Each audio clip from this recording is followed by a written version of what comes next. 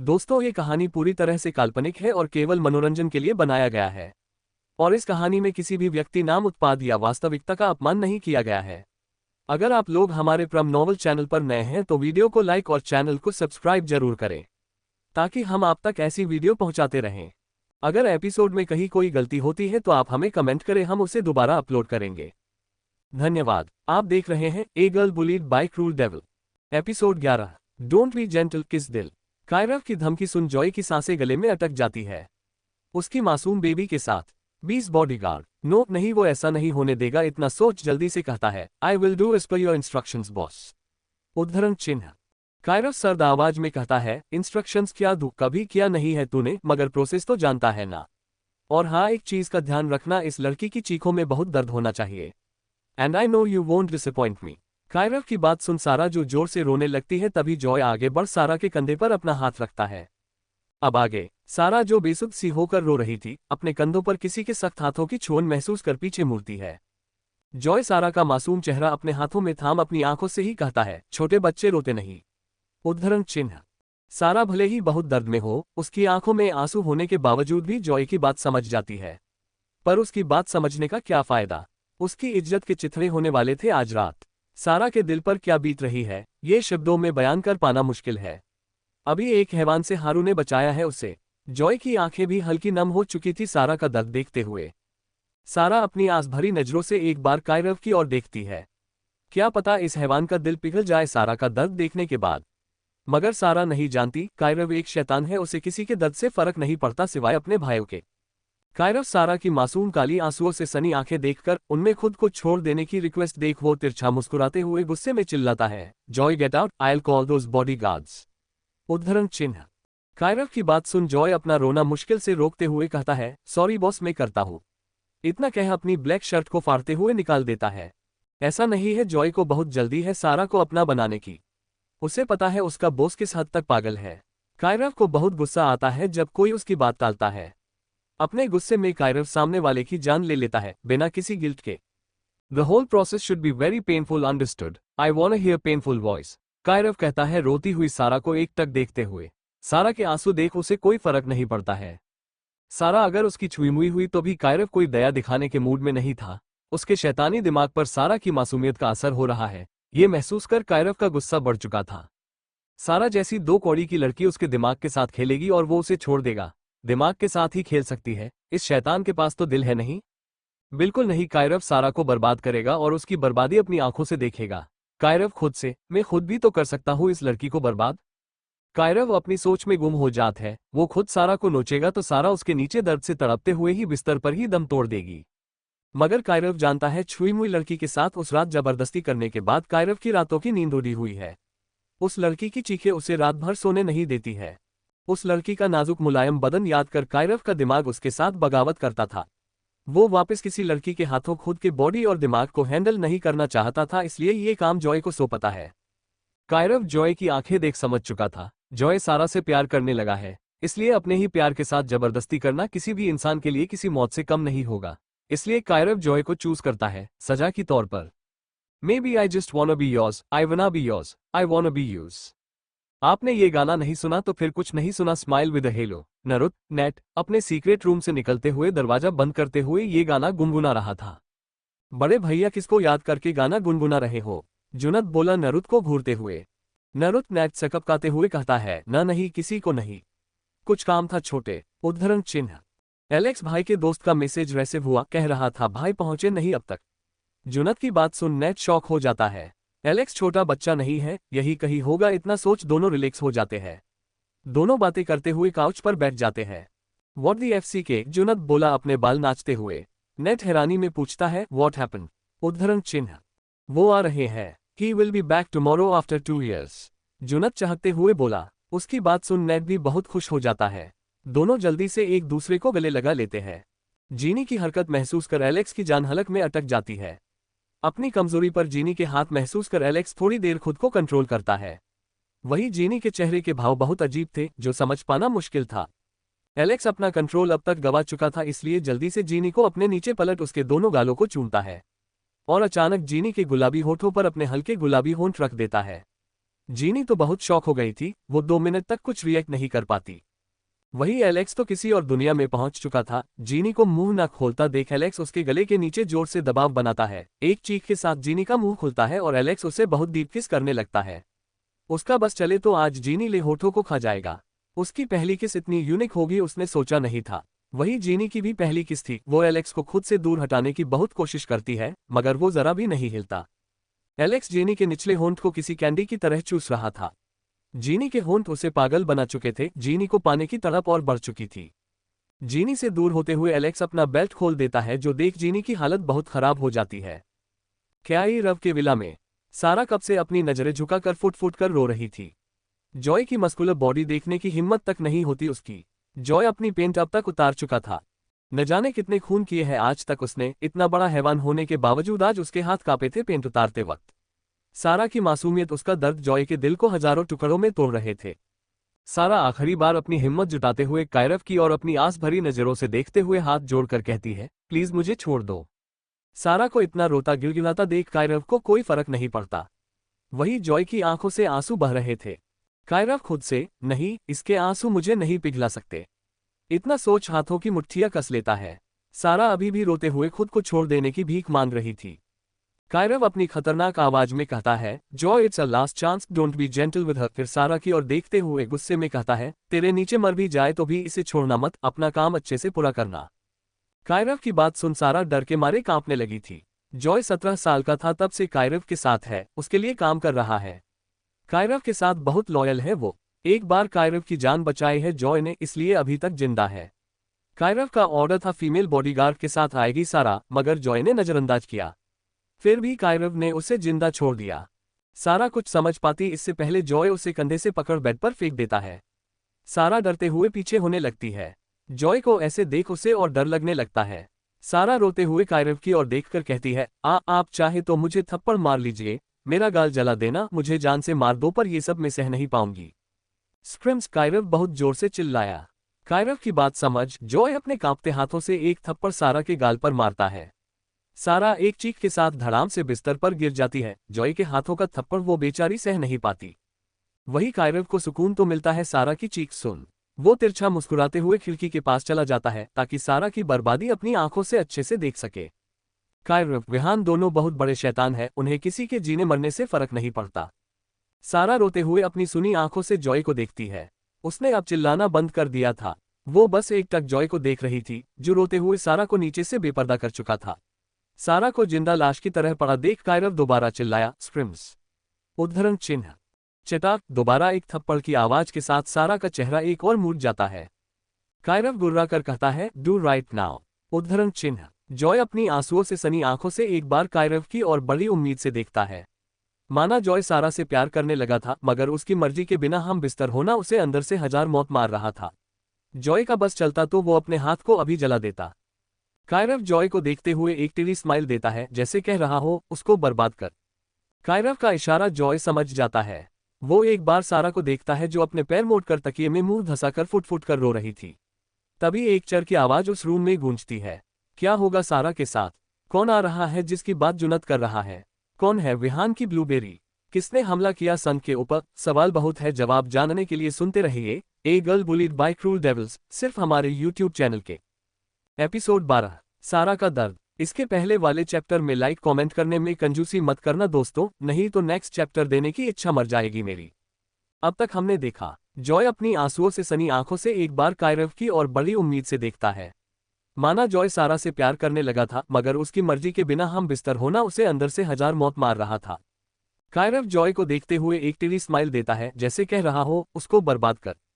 कायरव का इशारा जॉय समझ जाता है। वो एक बार सारा को देखता है, जो अपने पैर मोड़कर तकिए में मुंह धंसाकर फुट फुट कर रो रही थी। तभी एक चर की आवाज उस रूम में गूंजती है। अब आगे सारा अपने हाथों से खुद के गाल को ढकते हुए जोर जोर से रोने लगती है। वही कायरव अपनी उन्हीं शैतानी नजरों से एक टक उसका रोना सुनते हुए जॉय को देखता है, जो रो रहा था। कायरव के हाथों की मुठियां कस जाती है। उसका बॉडीगार्ड होकर सारा के लिए रो रहा था, कायरव के अगेंस्ट जाकर। ये सोच कायरव को गुस्सा आता है। Give the pain damn it, Kairav चिल्लाया। कायरव की आवाज सुन जॉय अब जाकर सारा को देखता है। उसके ऊपरी बदन पर सिर्फ एक कपड़ा देख जॉय के दिल में जरा भी हवस नहीं जागती सारा को देख। सारा बहुत हसीन है, कोई एक बार देखे तो खुद को उसमें खोने से रोक ना पाए, मगर सारा की मासूमियत छीनने की हिम्मत उससे नहीं हो रही थी। जॉय अपना चेहरा सारा के गले में छिपाकर वहां चूमने लगता है। सारा अपने हाथों में बेडशीट को बीच शांत आंखों से रो रही थी। वो समझ चुकी थी ज्यादा चिल्लाएगी तो और बॉडीगार्ड उसे नोचने आ जाएंगे, इसलिए मजबूरी में खुद को जॉय के हवाले कर देती है। जॉय की मजबूत बॉडी के नीचे सारा किसी खरगोश की तरह लेटी थी। जॉय के किस करने से सारा के मुंह से हल्की हल्की सिसकियां निकल रही थी, जो मधोशी से नहीं बल्कि दर्द के वजह से थी। वो समझ चुकी थी अब उसे कोई नहीं बचा सकता, इसलिए बहुत शांत किसी बेजान बुढ़िया की तरह लेटी रहती है। सारा की काली आंखें हद से ज्यादा लाल हो चुकी थी। कायरव जो कब से ये सब एंजॉय कर रहा था, सारा को किसी और मर्द की बाहों में कराहता लेते देख बहुत अजीब फील करता है। ये फीलिंग उसे समझ नहीं आती। वही जॉय रोते हुए अब जाके खुद का पूरा भार सारा के ऊपर छोड़ देता है। सारा अपनी आंखें कसकर मींच लेती है, आंसू की बूंदें उसकी आंखों से झरने की तरह बहने लगते हैं। जॉय के काटने की वजह से सारा एक सिसक लेते हुए अपना सर दूसरी ओर करती है तो उसकी नजरें कायरव की आंखों से मिलती है। कायरव जो एक टक सारा को देख रहा था, सारा को सिसकता देख उसके हाथों की मुठ्ठियां कस जाती है। सारा बिना कुछ बोले अपने बेजान चेहरे को कायरव से फेर लेती है। कायरव के हाथों की मुठ्ठियां कस जाती है, ये देखकर सारा का खुद से मुंह मोड़ना कायरव को गुस्सा दिलाता है। जिंदगी में पहली बार कायरव को एक टीच सी महसूस होती है अपने सीने में। सारा की सिसक सुन कायरव अपने होश में आते हुए बेड पर देखता है जहां जॉय सारा के पेट पर काट रहा था। कायरव अब तक गुस्से में बौखला चुका था, उसे तो एंजॉय करना था ये सब, अब उसे इतनी तकलीफ, इतना गुस्सा क्यों आ रहा है वो समझ नहीं पाता। सारा को वापस अपने दिमाग के साथ खेलता देख उसका गुस्सा बढ़ जाता है। उसे बस सारा को बर्बाद करना है, शायद इस वजह से सारा की मासूमियत उसे अफेक्ट करना बंद कर दे। सारा की मासूमियत ही मर जाएगी तो सारा कैसे उसके दिमाग के साथ खेलेगी, इतना सोच कायरव अपना होश गवा बैठता है। प्यार करने का ऑर्डर नहीं दिया है, बर्बाद कर इसको, डैम इट, कायरव चिल्लाया। जॉय सारा के गले में वापस अपना चेहरा धंसाए हुए जोर से काटने लगता है। सारा जो रो रही थी, अपने गले पर गर्म चीज महसूस कर थोड़ा चौंकती है। क्या ये हैंडसम बॉडीगार्ड उसके लिए रो रहा है? सारा अचानक जॉय का चेहरा अपने हाथों में थाम उसकी आंसुओं से सनी आंखों में देखते हुए जोर जोर से रोने लगती है। एक अनजान बॉडीगार्ड को खुद के लिए रोता देख सारा बहुत जोर जोर से रोने लगती है। जॉय भी फुट फुट कर रोते हुए कहता है, I am S sorry my angel. उसके दिल में बहुत दर्द हो रहा था। कायरव ने आज तक जॉय को रोता हुआ नहीं देखा। जब जॉय की मां मर चुकी थी तभी भी वो रोया नहीं था। वही विला में मौजूद सभी बॉडीगार्ड उस लड़की को इतना जोर जोर से रोता देख बेचारी के लिए बुरा फील करते हैं। उनका हेड बॉडीगार्ड जॉय रो रहा है, अगर अपनी आंखों से देख लेंगे तो भी उन्हें भरोसा नहीं होगा।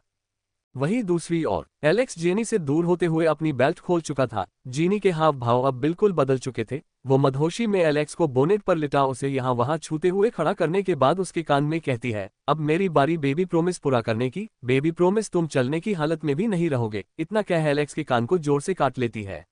एलेक्स तो खुशी से पागल हो रहा था। कायरव का विला कम, कायरव कॉल पर दहाड़ते हुए बोला। उसकी बात सुन जॉय समझ जाता है इस शैतान ने नीचे खड़े बॉडीगार्ड को बुलाया है। No boss, I am doing it. इतना कह जॉय सारा के गले को दबाते हुए खुद को बेपर्दा करता है। कायरव ये सब देख पता नहीं क्यों खुश नहीं होता, उससे बहुत गुस्सा आता है। वो तो चाहता था सारा बर्बाद हो जाए, सारा की मासूमियत छीन जाए। सारा ने उसके दिमाग के साथ खेला है, इसलिए वो सारा को छोड़ेगा नहीं। यही सब तो सोचा था, मगर अब सारा को किसी और करीब देख देख उसके सीने में दर्द क्यों हो रहा है कायरव समझ नहीं पाता। जॉय सारा के बचे हुए कपड़े निकालते हुए रोने लगता है। सारा तो किसी बेजान बुढ़िया की तरह बिस्तर पर पड़ी थी। उसकी वो काली आंखें बिल्कुल शांत थी, जैसे उनमें जीने की उम्मीद ही ना बची हो। कायरव भी सारा की आंखें पड़ चुका था। उसके हाथ हल्के ऊपर उठते हैं सारा को बचाने के लिए, पर उसकी हिम्मत नहीं होती कुछ कहने की। वही सारा जब जॉय के हाथ जो उसके निचले बदन को बेपर्दा करने वाले थे उन्हें वहां न देख अपनी लाल आंखें खोल जॉय को देखती है। नहीं, सारा के मुंह से जोरदार चीख निकली। तभी एक गन शॉट की आवाज सुनाई दी, जिसे सुन कायरव अपने होश में आता है। सारा कभी अपने हाथ को देखती तो कभी जॉय के कंधे से निकल रहे खून को। जॉय जो सारा के साथ कुछ गलत नहीं करना चाहता था, इसलिए जल्दी से साइड टेबल पर पड़ी गन उठाकर अपने सीने पर चला देता है, मगर सही वक्त पर सारा उसका हाथ साइड करती है। फिर भी गोली जॉय के कंधे में लगती है। सारा रोते हुए जॉय के गाल को अपने हाथ में थाम कर कहती है, आपने खुद को हट क्यों किया? वहीं नीचे खड़े बॉडीगार्ड गन शॉट की आवाज सुन परेशान हो गए थे। कायरव भी बहुत शॉक हो चुका था। वो जल्दी से आगे बढ़ने वाला था, तभी जॉय रोते हुए कहता है, भाई आपको याद है 7 साल पहले एक वादा किया था आपने जब मैंने आपकी जान बचाई थी? कायरव परेशान होते हुए कहता है, हाँ कहा था, तेरी एक कोई भी शर्त पूरी करूंगा। कायरव भले ही ज्यादा दिखाता नहीं हो, पर जॉय को वो अपना मानता है। आखिर उसने अपनी जान पर खेलकर कायरव को बचाया था। एंजल को छोड़ दो भाई, अपना वादा पूरा करो, जॉय बोला रोते हुए। कायरव शांति से कहता है, okay I leave her but you should first bandage the wounds. उद्धरण चिन्ह। सारा को इतना रोता देख जॉय उसका चेहरा अपने हाथों में थाम शांति से कहता है, एंजल ये नॉर्मल है मेरे लिए। उद्धरण चिन्ह। सारा और जॉय की इतनी अच्छी बॉन्डिंग देख अब जाकर जिंदगी में पहली बार कायरव जलन का स्वाद चखता है। पता नहीं क्यों मगर सारा को जॉय की फिक्र करता देख उसे बहुत गुस्सा आता है। कायरव गौर करता है जॉय ने कुछ भी नहीं पहना, इसलिए जल्दी से एक टॉवल उसे देते हुए सारा की आंखें ढक देता है। वह पहले दोनों को एक होने के लिए फोर्स कर रहा था, अब सारा उसे देखे तो भी तकलीफ हो रही है। फेयरफुल सारा ने जॉय को देखा तो नहीं था मगर अपनी थाई पर महसूस जरूर किया था। जॉय टॉवल लपेटने के बाद एक बार कायरव को आंखों से ही पूछता है, प्रॉमिस तो तोड़ोगे नहीं ना। उद्धरण चिन्ह। कायरव बस अपनी गर्दन हिला देता है सारा की आंखों से हाथ हटाते हुए। कायरव की बात समझ जॉय एक बार सारा का मासूम चेहरा देख आंखों से ही सब ठीक है इतना के अब जाकर सारा के गले के नीचे घूरता है। सारा का इतना परफेक्ट साइज फिगर देख जॉय अपना थूक गटक लेता है। कायरव जॉय की हरकत देख सारा के सीने पर अपनी शर्ट फेंकते हुए जोर से चिल्लाता है, गेट आउट। सारा रोते हुए खुद को ब्लैंकेट से ढक लेती है। एक बार सारा को प्यार से देख जॉय कमरे से निकल जाता है। जॉय की आंखों के सामने बार बार सारा का गोर बदन आ रहा था। उसके दिल की धड़कनें हद से ज्यादा बढ़ चुकी थी। रूम के बाहर खड़े बॉडीगार्ड जॉय को सिर्फ एक टॉवल में बाहर आता देख शॉक हो जाते हैं। उसके कंधे से निकल रहे खून को देख सब परेशान हो जाते हैं और उसे मेडिकल रूम में ले जाते हैं। कायरव जैसे शैतान के सीने में पहली बार कुछ अजीब हुआ था। वो अब तक अपने होश में आ चुका था, कहीं ये लड़की उसकी छुई मुई हुई और जॉय उसके साथ हदें पार कर देता तो। यही सोच सोच कायरव पहली बार परेशान हो जाता है। कायरव खुद से, एक मिनट मेरी छुई मुई, इतना सोच कायरव के सामने उस रात की यादें ताज़ा होने लगती है। उस लड़की की दर्दनाक चीखें कायरव को वापस से परेशान कर देती है। उसकी छुई मुई जरूर सारा है, इस बात पर उसे आधा यकीन हो चुका था, इसलिए अपना शक यकीन में बदलने के लिए जल्दी से सारा के ऊपर से ब्लैंकेट हटा देता है। सारा अपनी मासूम आंखों से कायरव को देखती है और रोते हुए कहती है, प्लीज हमें जाने दे, आपने वादा किया था उनसे आप हमें कुछ नहीं करोगे। हम तो आपको जानते भी नहीं है। उद्धरण चिन्ह। सारा की बातें सुन कायरव का दिमाग खराब हो जाता है। क्या सारा उसे नहीं जानती? कायरव ओबरॉय को नहीं जानती। कायरव को कोरिया में सब कायरव पाक इस नाम से जानते हैं। उसका सरनेम ओबरॉय अपनी मां के सरनेम पर है, जो बात सिर्फ उसकी फैमिली और एक दो बिजनेस पार्टनर जानते हैं। कायरव गुस्से में सारा का जबड़ा पकड़ते हुए कहता है, क्या कहा मुझे नहीं जानती? सारा बस रोते हुए ना में गर्दन हिला देती है। उसकी आंखों से बड़े बड़े आंसू मोतियों की तरह बरसने लगते हैं। कायरव खुद से, ये लड़की या तो हद से ज्यादा मासूम है या तो फिर हद से ज्यादा चालाक। उद्धरण चिन्ह। मगर जिंदगी में पहली बार कायरव अपने दिल की सुनता है, दिमाग की छोड़। ओह तो इसके पास दिल भी है दोस्तों वरीब। कायरव को बस अब खुद को एक बार वो घाव चेक करके कंफर्म करना था, ये लड़की उसकी छुई मुई है। फिर वो अपनी छुई मुई को कभी खुद से दूर नहीं जाने देगा। इतना सोच सारा को देखता है जो एक पतली इनर पहनने की वजह से खुद को ढककर रो रही थी। कायरव अपनी वॉच में एक बटन प्रेस करता है जिससे रूम में मौजूद बहुत सारी लाइट चालू हो जाती है। उस बड़े से रूम में पहले से ही बहुत रोशनी थी, लाइट चालू होने से और ज्यादा बढ़ जाती है। कायरव सारा को बेड से खड़ा करता है। सारा रोते हुए उसके कहे मुताबिक चुपचाप खड़ी हो जाती है। उसे बहुत डर लग रहा था कायरव से, उसके कांपते पैर इस बात की गवाही दे रहे थे। सारा की दोनों पिंकी पिंकी कलर की इनसाइड वियर देख कायरव बिल्कुल किसी पागल आशिक की तरह उसे घूरने लगता है। वही सारा उसकी नजरों की तपिश बर्दाश्त नहीं कर पा रही थी। उसे कायरव के सामने ऊपर से नीचे तक सिर्फ इनम में खड़ा रहना सो मौत मरने के बराबर था। सारा जो रोते हुए फर्श को घूर रही थी, तभी कायरव अचानक उसके ऊपरी बदन से कपड़ा एक साइड से नीचे खिसका देता है। दोनों चैप्टर पर लाइक देने में कंजूसी मत करना दोस्तों, नहीं तो मेरा दिल नहीं करेगा नेक्स्ट चैप्टर देने का। क्या करेगा कायरव? कौन है उसकी छुई मुई? क्या करेगी जीनी एलेक्स के साथ? क्या इतना प्यार करेगी जीनी उसे कि एलेक्स चलने की हालत में नहीं रहेगा? कहा गया था विहान शैतानी मुस्कान मुस्कुराते हुए। सवाल बहुत है, जवाब जानने के लिए पढ़ते रहिए a girl bullied by cruel devils, सिर्फ हमारे यूट्यूब चैनल पर। एपिसोड 13 कायरव की धमकी। कायरव अपनी वॉच में एक बटन प्रेस करता है जिससे रूम में मौजूद बहुत सारी लाइट चालू हो जाती है। उस बड़े से रूम में पहले से ही बहुत रोशनी थी, लाइट चालू होने से और ज्यादा बढ़ जाती है। कायरव सारा को बेड से खड़ा करता है। सारा रोते हुए उसके कहे मुताबिक चुपचाप खड़ी हो जाती है। उसे बहुत डर लग रहा था कायरव से, उसके कांपते पैर इस बात की गवाही दे रहे थे। सारा की दोनों पिंकी पिंकी कलर की इनसाइड वियर देख कायरव बिल्कुल किसी पागल आशिक की तरह उसे घूरने लगता है। वही सारा उसकी नजरों की तपिश बर्दाश्त नहीं कर पा रही थी। उसे कायरव के सामने ऊपर से नीचे तक सिर्फ इनर में खड़ा रहना सो मौत मरने के बराबर था। सारा जो रोते हुए फर्श को घूर रही थी, तभी कायरव अचानक उसके ऊपरी बदन से इनर एक साइड से नीचे खिसका देता है। अब आगे आप क्या कर रहे हैं? सारा खुद को ढकते हुए बोली। कायरव अपनी जानलेवा नजरों से सारा को घूरता है, जैसे कह रहा हो लड़की हाथ हटा वरना जान ले लूंगा तेरी। सारा अपनी लाल हो चुकी आंखों से अब जाकर कायरव को देखती है। दोनों के जिस्म पर आधे अधूरे कपड़े थे। कायरव की इतनी सेक्सी और हॉट बॉडी देख सारा सकपकाते हुए अपनी नजरें दूसरी ओर घुमा लेती है। कायरव के होंठ ना के बराबर मुड़ जाते हैं सारा की हरकत देख। कितनी मासूम है ये लड़की, सच में नाबी तितली की तरह, जिसे अब कायरव को कैद करना था। कायरव सारा के हाथों को हटाते हुए अपनी डार्क वॉइस में कहता है, वापस हाथ मत रखना वरना। कायरव की धमकी सुन सारा खुद अपने हाथ नीचे लेते हुए जोर जोर से रोने लगती है। सारा थोड़ा चौंकती है कायरव की हरकत देख।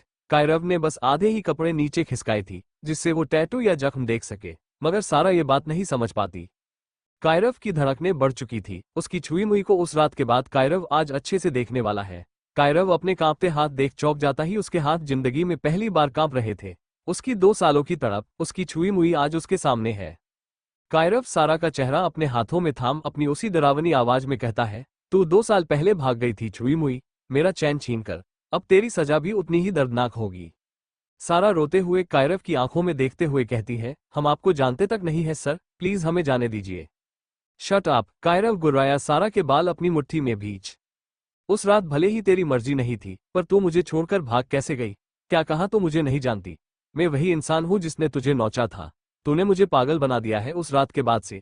कायरव जिंदगी में पहली बार इतना ज्यादा बोल रहा था। उसे ज्यादा बोलना पसंद नहीं था। हम आपको जानते तक नहीं, आप कौन है सर? सारा हाथ जोड़कर रोते हुए बोली। कायरव सारा को बेड पर फेंक गुस्से में दहाड़ते हुए कहता है, नहीं जानती? उस रात की वारदात आज दोबारा दोहराई जाएगी। अब देखता हूं तुझे कैसे याद नहीं आता। एक होटल में विहान एक होटल में एंटर करते हुए गार्ड्स को देखता है जो अपना काम कर रहे थे। वो बिना देरी किए रिवॉल्वर से सबकी खोपड़ी उड़ाते हुए उस होटल के अंदर चला जाता है। वहीं दूसरी ओर जीनी एलेक्स के कान को काटते हुए कहती है, बेबी मैं अपना प्रॉमिस पूरा करूंगी, तुम आज रात की स्पेशल राइड के बाद सही से चल नहीं पाओगे। एलेक्स जीनी का चेहरा अपने हाथों में थाम प्यार से कहता है, सच में बेबी, क्या तुम इन सब चीजों में इतनी एक्सपर्ट हो? एलेक्स को खुद नहीं पता ये सब बोलते वक्त उसके शैतानी सीने में पहली बार कुछ चुभन सी महसूस हुई। जीनी किसी और के साथ सो चुकी है। किसी और ने जीनी को अपने आगोश में भर के प्यार किया होगा। इतना सोच एलेक्स को पहली बार कुछ टूटता सा महसूस होता है। जीनी एलेक्स के वीक पॉइंट को सहलाते हुए कहती है, are you ready for ride baby? Alex तो पागल हो जाता है जीनी की छुअन महसूस कर। अब और मत तड़पाओ मेरी जीनी। एलेक्स के मुंह से अपना नाम सुन जीनी थोड़ा चौंक जाती है। उसने तो इस हैंडसम लड़के को अपना नाम तक नहीं बताया। जीनी में, जीनी हकलाते हुए बोली, इस मीने आदमी को उसका नाम कैसे पता चला? जीनी सोच में पड़ जाती है। एलेक्स उसके गाल खिंचते हुए कहता है, तुम मेरी जीनी ही तो हो बेबी, जो मेरी तमन्ना पूरी करने वाली हो आज रात।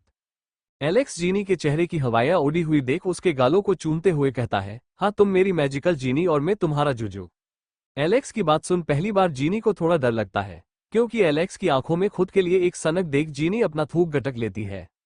जीनी अपनी सोच में गुम थी, तभी अपने हाथों की किसी सख्त चीज पर महसूस कर चौंकते हुए एलेक्स को देखती है जो अपनी शर्ट उतार चुका था। एलेक्स जीनी के हाथ अपने 6 पैक एबस पर घुमाते हुए कहता है, बेबी ये बॉडी आज से तुम्हारी है, तुम्हें इसे साथ जो करना है कर लो मेरी जीनी। जीनी अपने कांपते हाथों से एलेक्स की हॉट बॉडी को देखते हुए अपना थूक गटक लेती है, पर अचानक जीनी के भाव बदल जाते हैं और वो एलेक्स के सीने से नीचे वीक पॉइंट को दबाते हुए कहती है, let me complete my promise. जीनी की बात सुन एलेक्स अपनी आंखें बंद कर लेता है। क्या पता उसकी जीनी क्या करेगी उसके वीक पॉइंट के साथ। एलेक्स को आंखें बंद करता देख जीनी टेढ़ा मुस्कुराते हुए एक जोरदार किक उसकी टांगों के बीच मारती है। ओ गॉड माय डेमन, एलेक्स जोर से चिल्लाया अपने पैरों के बीच हाथ रख। जीनी को जरा भी बुरा फील नहीं होता एलेक्स को दर्द में तड़पता देख। ये घटिया लड़का उसे बाजारों समझ रहा था। इतनी आसानी से छोड़ देती क्या जीनी इसे? एलेक्स के तो सपनों पर पानी फिर चुका था। उसका भविष्य खतरे में था जीनी की वजह से। वो दर्द से तड़पते हुए खुद को संभालने के बाद गुस्से में कहता है, क्या किया तूने? जीनी मुस्कुराते हुए कहती है, डार्लिंग अपना प्रॉमिस पूरा किया, अब तुम 2 दिन सही से चल नहीं पाओगे। एलेक्स तो जीनी को बहुत मासूम समझता था, अब जाकर सच्चाई से रूबरू होता है। एलेक्स दर्द में तड़पते हुए आगे बढ़कर गुस्से में कहता है, मैं तुझे छोड़ूंगा नहीं लड़की, तूने मेरी वीकनेस पर वार किया है। पहले पकड़ तो लो मिस्टर सेक्सी, तुम तो चलने की हालत में भी नहीं हो। जीनी बोली मुस्कुराकर भागते हुए। एलेक्स जो अपने लड़खड़ाते कदमों से आगे बढ़ रहा था जीनी को किसी लड़के की बाइक पर बैठता देख जोर से चिल्लाता है, कम बैक बेबी, आई वना किल यू। जीनी बाइक पर बैठ एलेक्स को देखती है जो अपनी दोनों टांगों के बीच हाथ रखते हुए उनकी ओर बढ़ रहा था। एलेक्स गुस्से में चिल्लाता है, मैं तुझे जान से मार दूंगा लड़की, I won't spare you by CH। Genie हंसते हुए कहती है, ओ माय हॉट डार्लिंग, मैंने तो प्रॉमिस पूरा किया है अपना। एलेक्स गुस्से में कुछ कहने वाला था, उससे पहले बाइक स्टार्ट हो जाती है। तूने सही नहीं किया लड़की। एलेक्स इसके आगे कुछ बोल पाता इससे पहले जीनी उसे मिडल फिंगर दिखाती है और उनकी सुपर बाइक वहां से निकल जाती है, जो देख एलेक्स के हाथों की मुट्ठियां कस जाती है। कौन है जीनी वो? हारू पूछता है हंसते हुए। मुझे एक रात के लिए खरीदना चाहता था, कह रहा था चलने की हालत में नहीं छोड़ेगा, जीनी बोली गुस्से में। वॉट, फिर क्या हुआ? हारू चौंकते हुए बोला। क्या होगा, उसे तोड़ दिया, पता नहीं बेचारा बच्चे पैदा कर पाएगा या नहीं, जीनी बोली हंसते हुए। हारू हंसते हुए कहता है, वैसे उसने फोन कैसे दिया तुझे मैसेज भेजने के लिए? जीनी कहती है, जब उसने कार से बाहर निकलने के बाद जल्दी मेरे साइड का गेट नहीं खोला, इसलिए उसके फोन से मैसेज भेजकर तेरा नंबर डिलीट कर दिया। ऐसे ही दोनों एलेक्स का मजाक बनाते हुए घर चले जाते हैं। जीनी, सारा और हारू तीनों एक ही जगह रहते हैं, मिली एरिया में। वहां सिर्फ मिलिट्री से रिलेटेड लोगों के परिवार रहते हैं। सारा के पापा इंडियन मिलिट्री ऑफिसर थे और मां कोरियन। हारू के भी बड़े पापा और उनका बेटा दोनों मिलिट्री में थे, पर बड़ी दुख की बात है वो अब इस दुनिया में नहीं रहे। एलेक्स जो सड़क पे पड़ी अपनी शर्ट और बेल्ट उठाते हुए कार में बैठने के बाद गुस्से से कहता है, लड़की मैं तेरी जान ले लूंगा। उसकी आंखों में आग थी जिसमें जीनी पक्का जलकर खाक हो जाएगी। एलेक्स बहुत बौखला चुका था, जिंदगी में पहली बार किसी लड़की ने उसे इतना पागल किया था, उसके दिल को धड़काया था और फिर उसे तोड़ के चली गई। पार्क पैलेस, नरुत और जुनत दोनों अब थोड़े परेशान हो चुके थे विहान और एलेक्स को अभी तक घर ना आया देख। नेड गुस्से में कहता है, पता नहीं ये दोनों कहाँ रह गए, कहीं ये एलेक्स अपनी तड़प के चलते विन से किया हुआ प्रॉमिस तो नहीं तोड़ देगा। जुनत भी परेशान होते हुए कहता है, और विन भाई पता नहीं कहाँ चले गए, उनका कॉल भी नहीं लग रहा। कायरव का विला, कायरव सारा के पैर खींच उसके ऊपर लेटकर अपना पूरा भार मासूम सारा के ऊपर छोड़ देता है। सारा रोती रहती है मगर कायरव को उसके रोने से कोई फर्क नहीं पड़ता, वो सारा के गले को चूमते हुए काटने लगता है। अपनी छुई मुई को उस रात के बाद आज अपनी बाहों में भर के कायरव बहुत सुकून महसूस करता है। अपनी छुई मुई के सीने पर बना वो घाव एक बार देखकर कायरव कंफर्म होना चाहता था। कायरव के दांत अपने नेक पर महसूस कर सारा रोते हुए कहती है, हमें दर्द हो रहा है, प्लीज दूर हो जाइए। तभी कायरव कुछ ऐसा करता है जिससे सारा जोर जोर से रोने लगती है। अब आगे क्या होगा जानने सुनते रहिए a girl bullied by cruel devil सिर्फ हमारे यूट्यूब चैनल पर। Episode 14 don't show me your face again. पिछले चैप्टर में लाइक दे देना दोस्तों, आपके रिव्यू आएंगे तो स्टोरी आगे कंटिन्यू हो पाएगी। Pencil face. अब तक हमने देखा कायरव सारा के पैर खींच उसके ऊपर लेटकर अपना पूरा भार मासूम सारा के ऊपर छोड़ देता है। सारा रोती रहती है मगर कायरव को उसके रोने से कोई फर्क नहीं पड़ता, वो सारा के गले पी चूमते हुए काटने लगता है। अपनी छुई मुई को उस रात के बाद आज अपनी बाहों में भर के कायरव बहुत सुकून महसूस करता है। अपनी छुई मुई के सीने पर बना वो घाव एक बार देखकर कायरव कंफर्म होना चाहता था। कायरव के दांत अपने नेक पर महसूस कर सारा रोते हुए कहती है, हमें दर्द हो रहा है, प्लीज दूर हो जाइए। तभी कायरव कुछ ऐसा करता है जिससे सारा जोर जोर से रोने लगती है। अब आगे कायरव सारा के हाथ अपनी बेल्ट से बांधकर गुस्से में कहता है, चुप कर, तू मेरी छुई मुई है, तेरे जिस्म पर सिर्फ मेरा हक है। सारा उसकी बात सुन रोते हुए हिम्मत जुटाकर कहती है, नहीं मैं आपकी नहीं हूँ, हारू हमें ले जाओ यहाँ से।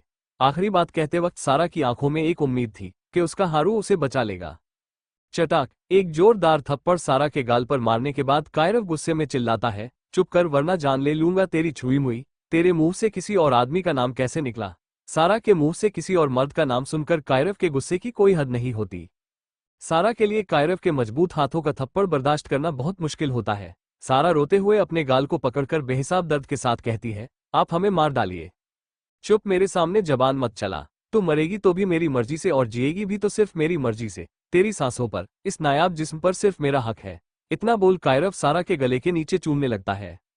कायरव सच में एक हैवान है, उसे कोई पछतावा नहीं होता सारा को थप्पड़ मारने के बाद भी। सारा अपना सिर एक साइड कर तकिए में मुंह छिपाकर जोर जोर से रोने लगती है। कायरव से अब और इंतजार नहीं होता, उसे तो यकीन है ये लड़की जरूर उसकी छुई मुई है, बस एक बार वो जख्म देखेगा फिर अपनी छुई मुई को बिस्तर पर खून के आंसू रुलाएगा। इतना सोच कायरव अपने कांपते हाथ सारा के गले के नीचे रख देता है। उसकी आंखें अपने आप बंद हो जाती हो और धड़कने सो की रफ्तार से धड़कने लगती है। कायरव सारा के एक साइड से कपड़ा हटाने के बाद जिंदगी में पहली बार घबराते हुए अपनी आंखें खोलता है। अपने सामने का नजारा देख उसके मुंह से इतना ही निकलता है, मेरी छुई मुई ये नहीं हो सकता। सारा अपने कोमल बदन पर खिड़की से आती हवा महसूस कर जोर जोर से रोने लगती है। सारा के मुलायम जिस्म पर कोई घाव या कोई टैटू नहीं था, उसकी दूध जैसी गोरी सॉफ्टी पर कुछ नहीं था, जो देख कायरव की सांसें थम जाती है और हाथ पैर सुन पड़ जाते हैं। कायरव खुद से, नहीं मेरी आंखें धोखा नहीं खा सकती, ये मेरी छुई मुई कैसे नहीं है? कायरव बहुत बेचैनी से चिल्लाते हुए अपने बाल खींचने लगता है। सारा की मौजूदगी उसे उस मदहोशी भरी रात वाली लड़की की याद दिलाती है, तो फिर क्यों इस लड़की के जिस्म पर वो घाव नहीं है? यही सब सोच सोचकर कायरव पागल हो जाता है। सारा अपनी आंसुओं से सनी काली आंखें खोल कायरव को खुद के बाल खिंचता देख डर के मारे कांपने लगती है। कायरव बहुत जोर से चीख रहा था, जो सुनकर सारा को पसीना आने लगता है। उसे अपने डर में इतना भी ध्यान नहीं रहता, वो सिर्फ आधे अधूरे कपड़ों में है जो एक साइड से नीचे कर दिए हैं कायरव ने। 2 मिनट बाद कायरव सारा के पास जाकर उसके गले के नीचे जोर जोर से रगड़ते हुए चिल्लाकर कहता है, तेरा जख्म कहाँ गया छुई मुई? बताना, देख मुझे गुस्सा आ जाएगा तो तुझे मार डालूंगा। हमें मार डालिए, हम आपको जानते तक नहीं है, हमारे जिस्म पर कोई घाव नहीं है, हम एक मिडिल क्लास फैमिली से आते हैं, जिस्म बेचने का काम नहीं करते हैं हम। सारा जोर जोर से रोते हुए बोली। कायरव को अब तक यकीन था सारा ही उसकी छुई मुई ही, मगर उसके बदन पर कोई घाव ना देख वो समझ जाता है उसका शक गलत था। सारा को इतना दर्द में तड़पते हुए रोते देख कायरव उससे दूर हो जाता है। वो कुछ कहना तो चाहता था, मगर सारा तो उसकी छुई मुई है ही नहीं, फिर भी कायरव ने उसे इतनी सजा दी, यही बात उसे सारा को चुप कराने से रोक रही थी। उसे सारा के लिए बुरा बिल्कुल नहीं लगता। सारा खुद को ब्लैंकेट से ढक के अपना मासूम चेहरा दोनों हाथों में थामकर बहुत जोर जोर से रो रही थी। वहीं नीचे हॉल में बैठा जॉय सारा के रोने की आवाजें सुन एक जहर का घूंट घूंट लेता है। जॉय की आंखों से आंसू गिरते देख उसके साथी शौक में चले जाते हैं। कायरव को सारा के दर्द से या रोने से कोई फर्क नहीं पड़ता। ये लड़की उसकी छुई मुई होती तो भी उसे इसके रोने से जरा सा भी बुरा नहीं लगता। कायरव अपने बाल खींचते हुए जोर से चिल्लाता है, छुई मुई। उसकी आवाज इतनी तेज और भयानक थी कि विला में मौजूद सब लोग डर के मारे कांपने लगते हैं सिवाय जॉय के। बेचारी सारा तो अपने मुंह पर हाथ रखकर रोने लगती है। उसकी रोने की आवाज सुन अगर कायरव ने उसका गला घोट दिया तो, यही सोच सोचकर सारा कांपने लगती है।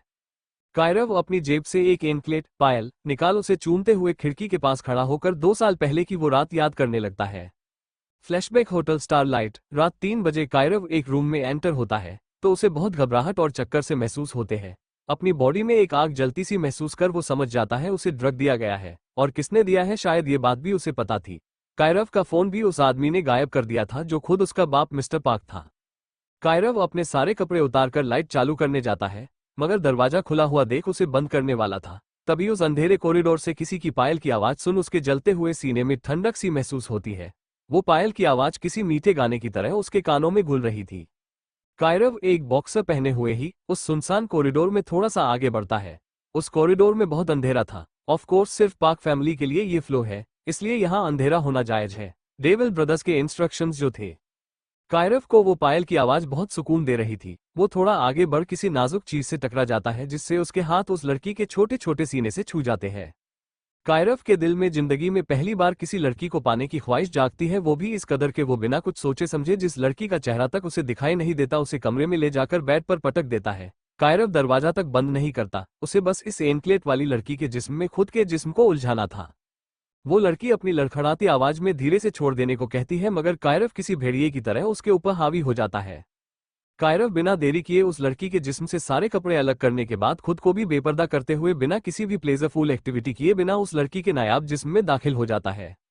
वो लड़की चिल्ला पाती इससे पहले कायरव उसके नाजुक होठों को अपने सख्त होठों में दबोच लेता है। उस कमरे में कोई नॉर्मल इंसान जाता तो कायरव की इतनी दर्दनाक और भयानक हरकतें देख रोने लग जाता।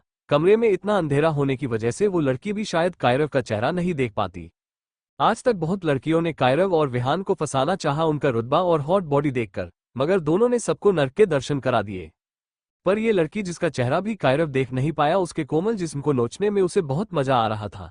उसके दोनों छोटे छोटे मुलायम बदन के साथ अच्छे लम्हे बिताने में कायरव को बहुत मजा आता है। उस लड़की के एक साइड के गले के नीचे हाथ घुमाते हुए कुछ घाव जैसा महसूस कर कायरव समझ जाता है घाव छिपाने के लिए टैटू बनाया है। फिर भी वो बिना कोई रहम दिखाए वहां बहुत जोर से दबाव बनाता है। कायरव के बर्ताव में जरा सी भी नरमी नहीं थी। कायरव ने उस लड़की के होठों को 2 मिनट के लिए भी रिहा नहीं किया। वही कॉरिडोर से गुजरता हुआ एक वेटर इतनी भयानक आवाजें सुन डर के मारे कांपने लगता है। उसे तो लड़की के लिए बुरा लगता है। दरवाजा खुला देख वो बिना कोई आवाज किए उसे हल्का बंद कर देता है। वो अच्छे से बंद करता है जिससे दरवाजे की कोई आवाज नहीं होती। वेटर अपने कांपते पैरों से धीरे धीरे उस अंधेरे एरिया से निकल जाता है। वो काली रात उस बेचारी लड़की के लिए बहुत दर्दनाक साबित हुई थी, मगर कायरव जैसे शैतान को ना तब कोई फर्क पड़ा था ना अब पड़ता है। उस मासूम लड़की के पैर अपनी कमर पर जबरदस्ती लपेट कायरव अपनी हैवानियत इस कदर दिखाता है कि किसी की भी रूह कांप जाए वो नजारा देख। पूरी रात उस लड़की ने जीते जी नर्क के दर्शन भोगे थे। उसके दर्द का सबूत वो पायल है जो उस काली रात में कायरव की हरकतों की वजह से टूट गई थी। ना जाने रात के किस पहर कायरव ने उस मासूम को अपनी कैद से रिहा किया होगा।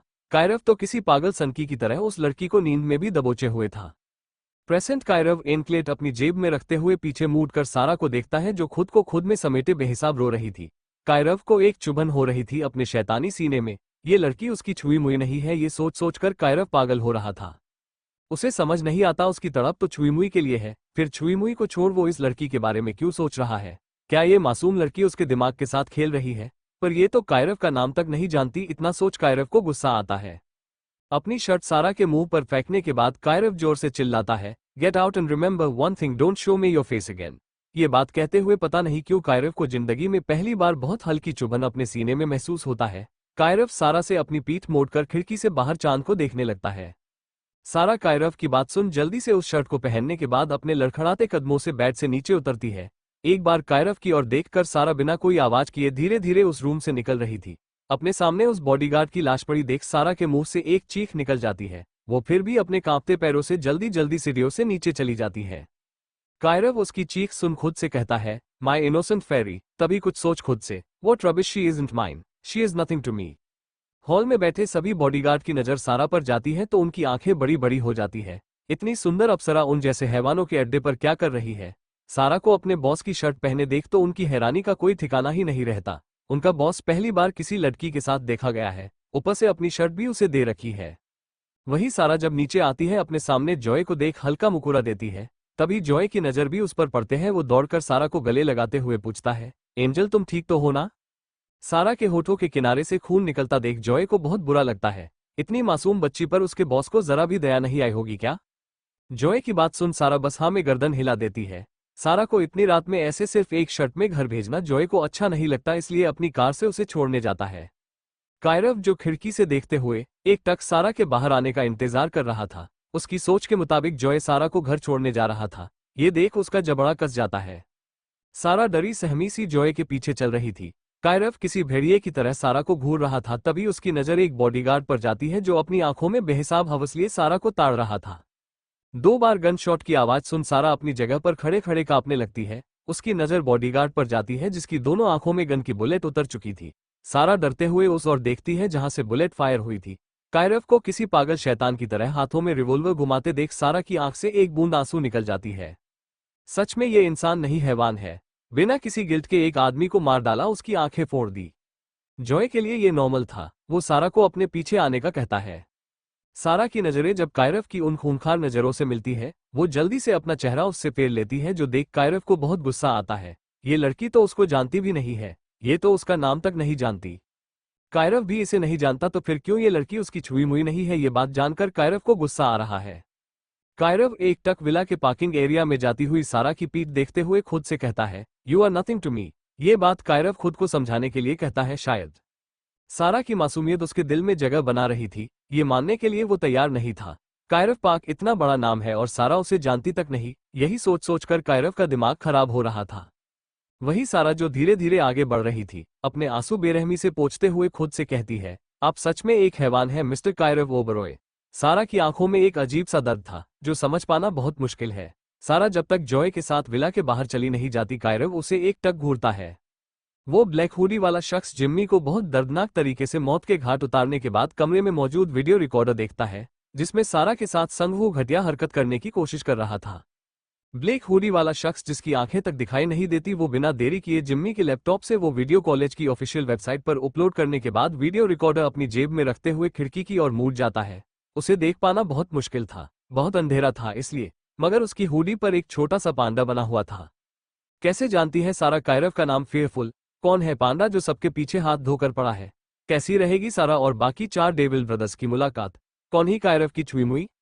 आज मैं एक ही चैप्टर दे पाऊंगी दोस्तों, मेरा बर्थडे है आज। सॉरी फॉर इनकन्वीनियंस, मगर कल के चैप्टर में बहुत मजा आएगा। सवाल बहुत है और जवाब और भी ज्यादा मजेदार। आगे क्या होगा जानने के लिए सुनते रहे a girl bullied by cruel devils, सिर्फ हमारे यूट्यूब चैनल पर। एपिसोड 15 कही तुम्हारे साथ वो सब वीडियो अपलोड। थैंक्स दोस्तों बी डे की विशेष देने के लिए। हमारा तो मन था सबको बुलाने का, मगर क्या करे, दूरी बहुत है। Thanks for being a member of this small novel दिल। अब तक हमने देखा, कायरव एक टक विला के पार्किंग एरिया में जाती हुई सारा की पीठ देखते हुए खुद से कहता है, यू आर नथिंग टू मी।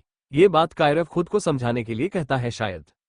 सारा की मासूमियत उसके दिल में जगह बना रही थी। ये मानने के लिए वो तैयार नहीं था। कायरव पार्क इतना बड़ा नाम है और सारा उसे जानती तक नहीं, यही सोच सोचकर कायरव का दिमाग खराब हो रहा था। वही सारा जो धीरे धीरे आगे बढ़ रही थी, अपने आंसू बेरहमी से पोंछते हुए खुद से कहती है, आप सच में एक हैवान है मिस्टर कायरव ओबरॉय। सारा की आंखों में एक अजीब सा दर्द था जो समझ पाना बहुत मुश्किल है। सारा जब तक जॉय के साथ विला के बाहर चली नहीं जाती, कायरव उसे एक टक घूरता है। अब आगे सारा को अपनी नजरों से ओझल होता देख कायरव को बहुत गुस्सा आता है। क्या इतना बड़ा आदमी होने के बावजूद भी ये लड़की उसका नाम तक नहीं जानती? नहीं जानती तो क्या हुआ, मुझे कोई फर्क नहीं पड़ता। वैसे भी ये छुई मुई थोड़ी ना है मेरी, होती तो अभी मेरी बाहों में दर्द से चिल्ला रही होती। पर मैं इस लड़की में क्यों समाना चाहता हूँ? क्यों इसकी करीबी मुझे मेरी छुई मुई की याद दिलाती है? इसे देखने के बाद वो हसीन रात मेरी आंखों के सामने घूमने लगती है। ये लड़की उसकी छुई मुई नहीं है तो उसे गुस्सा क्यों आ रहा है, कायरव समझ नहीं पाता। सारा का रोना, उसकी काली मासूम आंखें, इन सब के बारे में सोच सोचकर कायरव का दिमाग बहुत खराब हो जाता है। कायरव अपने हाथ में पकड़ी रिवॉल्वर से उस बड़े से बेडरूम में बने लाखों के शॉपिस को शूट करते हुए जोर जोर से चिल्लाने लगता है, आज तू 2 कौड़ी की लड़की मेरे दिमाग के साथ खेलेगी, मैं तुझे जान से मार दूंगा। उसके चिल्लाने की आवाजें बहुत डरावनी और भयानक थी, जिन्हें सुनकर सारे बॉडीगार्ड डर के मारे कांपने लगे थे। कायरव रूम में मौजूद हर एक चीज को गोलियों से छल्ली करते हुए जोर जोर से चिल्ला रहा था। रिवॉल्वर सी गोलियां खत्म होते ही वो गुस्से में सारा सामान यहाँ वहां फेंकने लगता है। उसे तो पैंडा के ऊपर हद से ज्यादा गुस्सा आता है, ना ही पैंडा 1 महीने से मिस्टर पार्क की कंपनी में रुकावट पैदा करता, तो ना ही आज कायरव उस लड़की से मिलता। वहीं दूसरी ओर कार में कायरव का खुद को घटिया बातें बोलना, जॉय के साथ सोने को कहना, कायरव का जबरदस्ती करना, बुरी भली बातें बोलना याद करके सारा अपने आंसू पोंछते हुए सुबक रही थी। जिसकी आवाज सुन जॉय सारा को देखते हुए बुरा फील करने लगता है। उसकी आंखें भी हल्की नम हो जाती है। क्या इतनी मासूम बच्ची पर दया नहीं आई होगी उसके जल्लाद बॉस को? जॉय परेशान होते हुए पूछता है, उन्होंने कुछ किया एंजल? फिर सारा के गाल पर बने थप्पड़ के गहरे निशान और होठों पर खून लगा देख रुधे गले से कहता है, कहीं तुम्हारे साथ वो सब? बताओ ना एंजल। सारा धीरे से अपना चेहरा जॉय की ओर घुमाते हुए अपनी नाजुक आवाज में कहती है, न नहीं, मगर वो हमें बहुत बुरी तरह छू रहे थे, हमें बहुत डर लग रहा था। इतना कह सारा जोर जोर से रोने लगती है। सारा के घर से कार थोड़ी दूरी पर कार रोकने के बाद जॉय कहता है, बॉस या उनके भाइयों के सामने दोबारा मत जाना एंजल, बहुत खतरनाक है वो लोग, किसी की जान लेने से पहले एक बार भी नहीं सोचते हैं। जॉय की बातें सुन सारा को डर तो बहुत लगता है, मगर जॉय किस रिश्ते से उसकी मदद कर रहा है उसे समझ नहीं आता। अभी तो उससे मिली है सारा, फिर क्यों एक अनजान लड़की की इज्जत बचाने के लिए खुद की जान खतरे में डाल दी उसने? आपने मेरे साथ गलत का क्यों नहीं किया? आपू उनके खिलाफ क्यों गए? सारा बोली सुबकते हुए। जॉय से नजरें मिलाने की हिम्मत नहीं होती उसकी, चोट लगने की वजह से जॉय ने शर्ट नहीं पहनी थी। जॉय की इतनी हॉट बॉडी देखने की हिम्मत नहीं होती सारा की।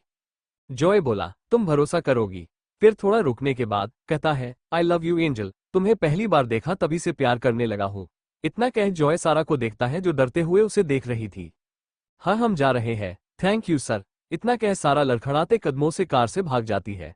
जॉय भागती हुई सारा को देख सोचता है, शीट ये सब इस वक्त क्यों बोल दिया मैंने, कितना डर गई मेरी एंजल। ऐसे ही सारा की मासूमियत के बारे में सोचते हुए वो विला के लिए निकल जाता है। Park palace, what, when did he text you? Alright, जूनत कॉल रखते हुए बोला। नरुत परेशानी में कहता है, क्या हुआ जून, एलेक्स का कुछ पता चला? जून सोफे पर बैठते हुए कहता है, घर आ रहा है, उसने मैसेज किया था अपने दोस्तों को। जुनत और नरुत दोनों को समझ नहीं आता ये एलेक्स पहली बार अपने कार रेसिंग ट्रैक पर होने की जगह कहाँ भटक रहा है। दोनों अपनी सोच में गुम होते हैं। तभी उनकी नज़र पैलेस के बड़े से एंट्रेंस से आते हुए एलेक्स पर पड़ती है, जो अपनी टांगों के बीच हाथ रख दर्द में कराहते हुए अंदर आ रहा था। जुनत और नरुत उसे सहारा देते हुए सोफे पर बिठाने के बाद एलेक्स की ऐसी हालत की वजह पूछते हैं। कौन हो तुम, मुझे मत मारो प्लीज। सारा के साथ जबरदस्ती करने वाला लड़का संग इससे आगे कुछ कह पाता इससे पहले ब्लैक हुडी वाला शख्स उसके सीने में चाकू उतार देता है। करीब 30 से 40 बार बड़ी बेरहमी से संग के सीने में चाकू उतारने के बाद वो शख्स अपनी गर्दन ऊपर करता है। जिस मास्क ने उसके चेहरे को ढक रखा था वो पूरा खून से सना हुआ था, जो देख कोई नॉर्मल इंसान बहुत गंदा फील करता। उस शख्स का ऑरा बहुत डरावना था, जिसे देख किसी की भी रूह कांप जाए। ब्लैक हुडी वाले शख्स की आंखें केप से ढकी हुई थी। संग की डेड बॉडी को एक बार देखने के बाद शायद वो मुस्कुराया होगा, मगर मास्क की वजह से सही से दिख नहीं पाता। कमरे में किसी के आने की आहट सुन ब्लैक हुडी वाला शख्स खिड़की से बाहर पाइप के सहारे लटकते हुए निकल जाता है, जैसे बहुत छोटी बात हो उसके लिए। वही कमरे में दाखिल हुआ बॉडीगार्ड सामने पड़ी लाश को देख बहुत डर जाता है। कायरा ओबरॉय जैसे हैवान का बॉडीगार्ड होते हुए भी संग की इतनी भयानक हालत देख उसके पैर कांपने लगे थे। बॉस, ये लड़का मर चुका है। इतना कह वो आदमी कॉल रखने के बाद रूम से भाग जाता है। वहीं दूसरी ओर पार्क पैलेस, एलेक्स अब तक अपने बेहिसाब नाजुक दर्द का दुखड़ा अपने भाइयों को सुना रहा होता है। पता है उसने वहां छुआ तो मुझे लगा बहुत कुछ थ्रिलिंग एक्सपीरियंस कराएगी, मगर उसने मेरी टांगों के बीच जोर से लात मारी। इतना कहते हुए एलेक्स का चेहरे थोड़ा दुखी और लाचार हो जाता है। कितने सपने सजाए थे उसने जीनी और खुद को लेकर, जीनी की किक ने सब बर्बाद कर दिया। शेया फेयरफुल फेस का, क्या तुझे तोड़ दिया उसने? नरुद बोला अपना पेट पकड़कर हंसते हुए। हॉस्पिटल चले बड़े भैया, फ्यूचर में आपके बच्चों को लेकर दिक्कत ना हो, हाँ हाँ, टीयर्स ऑफ जॉय। इतना कहते हुए जुनत सोफे पर लौटपोट होकर हंसने लगता है। दोनों की हंसी ही नहीं रुकती एलेक्स का दर्द भरा दुखड़ा सुन के। Shut up both of you, Alex जोर से चिल्लाया। एक तो जीनी के दिए घाव अभी तक ताजा थे, ऊपर से उसके भाई कम दुश्मन ज्यादा उसकी नाजुक हालत का मजाक बना रहे थे। उसकी बात सुन जुनत और नरुद थोड़ी देर सीरियस होकर एलेक्स को देखने के बाद वापस अपना पेट पकड़कर हंसने लगते हैं। Oh my God those poor balls, जुनत बोला हंसते हुए सोफे पर लेटकर। जीनी का घर, जीनी के बाइक से उतरते ही हारू बहुत स्पीड में बाइक लेकर निकल जाता है। हारू का इतना अजीब बिहेव उसे समझ नहीं आता। जीनी ये सब सोचते हुए घर में जा रही थी, तभी उसकी नजर गेट पर लगे लाइट बॉल पर जाती है, जिसे देख एलेक्स की वो दर्दनाक हालत याद करके जीनी मुंह हाथों में दबाए हंसने लगती है। कितना घटिया था वो लड़का, एक रात का साथ चाहता था, उसे तो अपनी लात से ही स्वाद चखा दिया मैंने। इतना सोच वो अपने दांत दिखाते हुए हंसने लगती है। कायरव का विला, आधा घंटा हो चुका था। कायरव अभी की किसी भूखे भेड़िए की तरह कमरे को तहस नहस करने में लगा था। उसकी हॉट बॉडी पसीने से लथपथ हो चुकी थी और आंखें खून की तरह लाल। कायरव की नजर सारा के फटे हुए स्कर्ट और टॉप पे पड़ती है। कायरव गुस्से में उन्हें फाड़ते हुए उन पर वोडका डालने के बाद लाइटर से जलाकर फेंक देता है। सारा के कपड़े उस आग में जलते हुए देख कायरव जोर जोर से हंसते हुए कहता है, हाँ तूने कुछ पल के लिए मेरे दिमाग पर काबू किया लड़की, तूने गलती कर दी। 20 सालों से कोई इस दिमाग के साथ नहीं खेल पाया, तो तू कैसे इस पर कब्जा करेगी? इतना कह कायरव किसी शैतान की तरह मुस्कुराने लगता है। कायरव की आंखें बहुत डरावनी थी, जिनमें एक आग थी जो सारा को बर्बाद करने के लिए काफी थी। सारा का उसके दिमाग के साथ खेलना कायरव को बहुत गुस्सा दिला रहा था। वो ठान लेता है, उसकी छुई मुई हो या कोई और लड़की उसके दिमाग पर कभी हावी नहीं हो सकती। दरवाजे पर खड़ा कायरव का असिस्टेंट कांपते हाथों से दरवाजा खोल धीरे से कहता है, बब बॉस एंज, उस लड़की के साथ जबरदस्ती करने वाला लड़का। असिस्टेंट इसके आगे कुछ कह पाता इससे पहले 2 गोलियां एक साथ चलती है। अगर वो 1 सेकेंड की भी देरी करता तो बुलेट उसके माथे के आर पार होती। वो 2 कौड़ी की लड़की मर भी जाए तो उसे मत बचाना, उसका नाम मेरे सामने दोबारा लिया तो तेरी बॉडी के लाखों टुकड़े करके कुत्तों को खिला दूंगा, कायरव बोला दहाड़ते हुए। असिस्टेंट डर के मारे कांपने लगा था। बॉस तो पहले एंजल को परेशान करने वाले लड़के को मारना चाहते थे, अब क्या हुआ? कायरव जैसे असिस्टेंट बात समझ जाता है। अपने गले पर कायरव की मजबूत पकड़ महसूस कर असिस्टेंट की आंखें लाल हो जाती है। कायरव किसी बौखलाए हुए शैतान की तरह गुस्से में बोला, तू जानता है ना 2 साल पहले मैंने चुईमुई की इज्जत किस कदर छीनी थी? फिर असिस्टेंट के गले को रिहा करते हुए कहता है, इस बार तेरी एंजल के खून से बिस्तर रंगने में वक्त नहीं लगेगा मुझे, दुआ करना आगे से वो मुझे दिखाई ना दे, वरना जहां दिखाई देगी वहीं उसकी मासूमियत के चिथड़े उड़ा दूंगा सबके सामने। 2 कौड़ी की लड़की मेरे दिमाग के साथ खेलेगी मैं। कायरव ओबरॉय इतना कह कायरव असिस्टेंट को जोर से धक्का देकर रूम से निकल जाता है। कायरव के धक्का देने से उसका सर दीवार से टकरा जाता है। असिस्टेंट कांपते हाथों से अपने माथे से रिस रहा खून साफ करते हुए सोचता है, 2 साल पहले उस होटल के रूम में घुसकर मैंने बिस्तर को देखा था, तब मेरी सांसें कुछ पल के लिए थम गई थी। बॉस बिना किसी कपड़े के लेटे थे, बस मेन हिस्सा ब्लैंकेट से ढका था। उनके बदन पर खून देख मैं डर गया, कहीं किसी ने उन्हें मार तो नहीं दिया। ये सोच में हिम्मत जुटाते हुए आगे बढ़ा, मगर बिस्तर पे पड़ी टूटी हुई पायल और बेडशीट देखकर मैं सदमे में चला गया। बॉस जो कभी किसी लड़की के करीब नहीं गए, उन्होंने इस कदर हैवानियत दिखाई थी जिसका सबूत वो खून में लथपथ बेडशीट थी। बॉस की नींद खुलते ही उन्होंने उस लड़की को ढूंढना चालू कर दिया। जो कायरव ओबरॉय अपने कपड़ों पर एक दाग तक बर्दाश्त नहीं करते, वो खून में लथपथ उनकी छुई मुई को ढूंढने में जुट गए। 2 साल हो गए, बॉस को कभी गिल्ट तक फील नहीं हुआ कि उन्होंने एक मासूम लड़की की इज्जत लूटी थी, उसे लगभग जान से मार डाला था। मेरी एंजल इस हैवान के हाथों ना लग जाए भगवान, मैं आपसे भीख मांगता हूँ इस राक्षस की नजर कभी मेरी छोटी एंजल पर मत पड़ने देना। असिस्टेंट अपने माथे पर लगे खून को बेरहमी से पोंछते हुए सोचता है, उसकी एंजल सारा, जिसे वो बहन मान चुका है, उसके ऊपर इस हैवान की नजर कभी पड़ने नहीं देगा। कायरव किसी बौखलाए हुए शैतान की तरह गुस्से में बोला, तू जानता है ना 2 साल पहले मैंने चुईमुई की इज्जत किस कदर छीनी थी?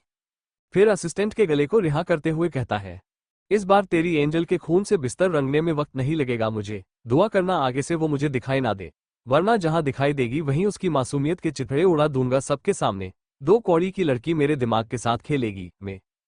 कायरव ओबरॉय इतना कह कायरव असिस्टेंट को जोर से धक्का देकर रूम से निकल जाता है। कायरव के धक्का देने से उसका सर दीवार से टकरा जाता है।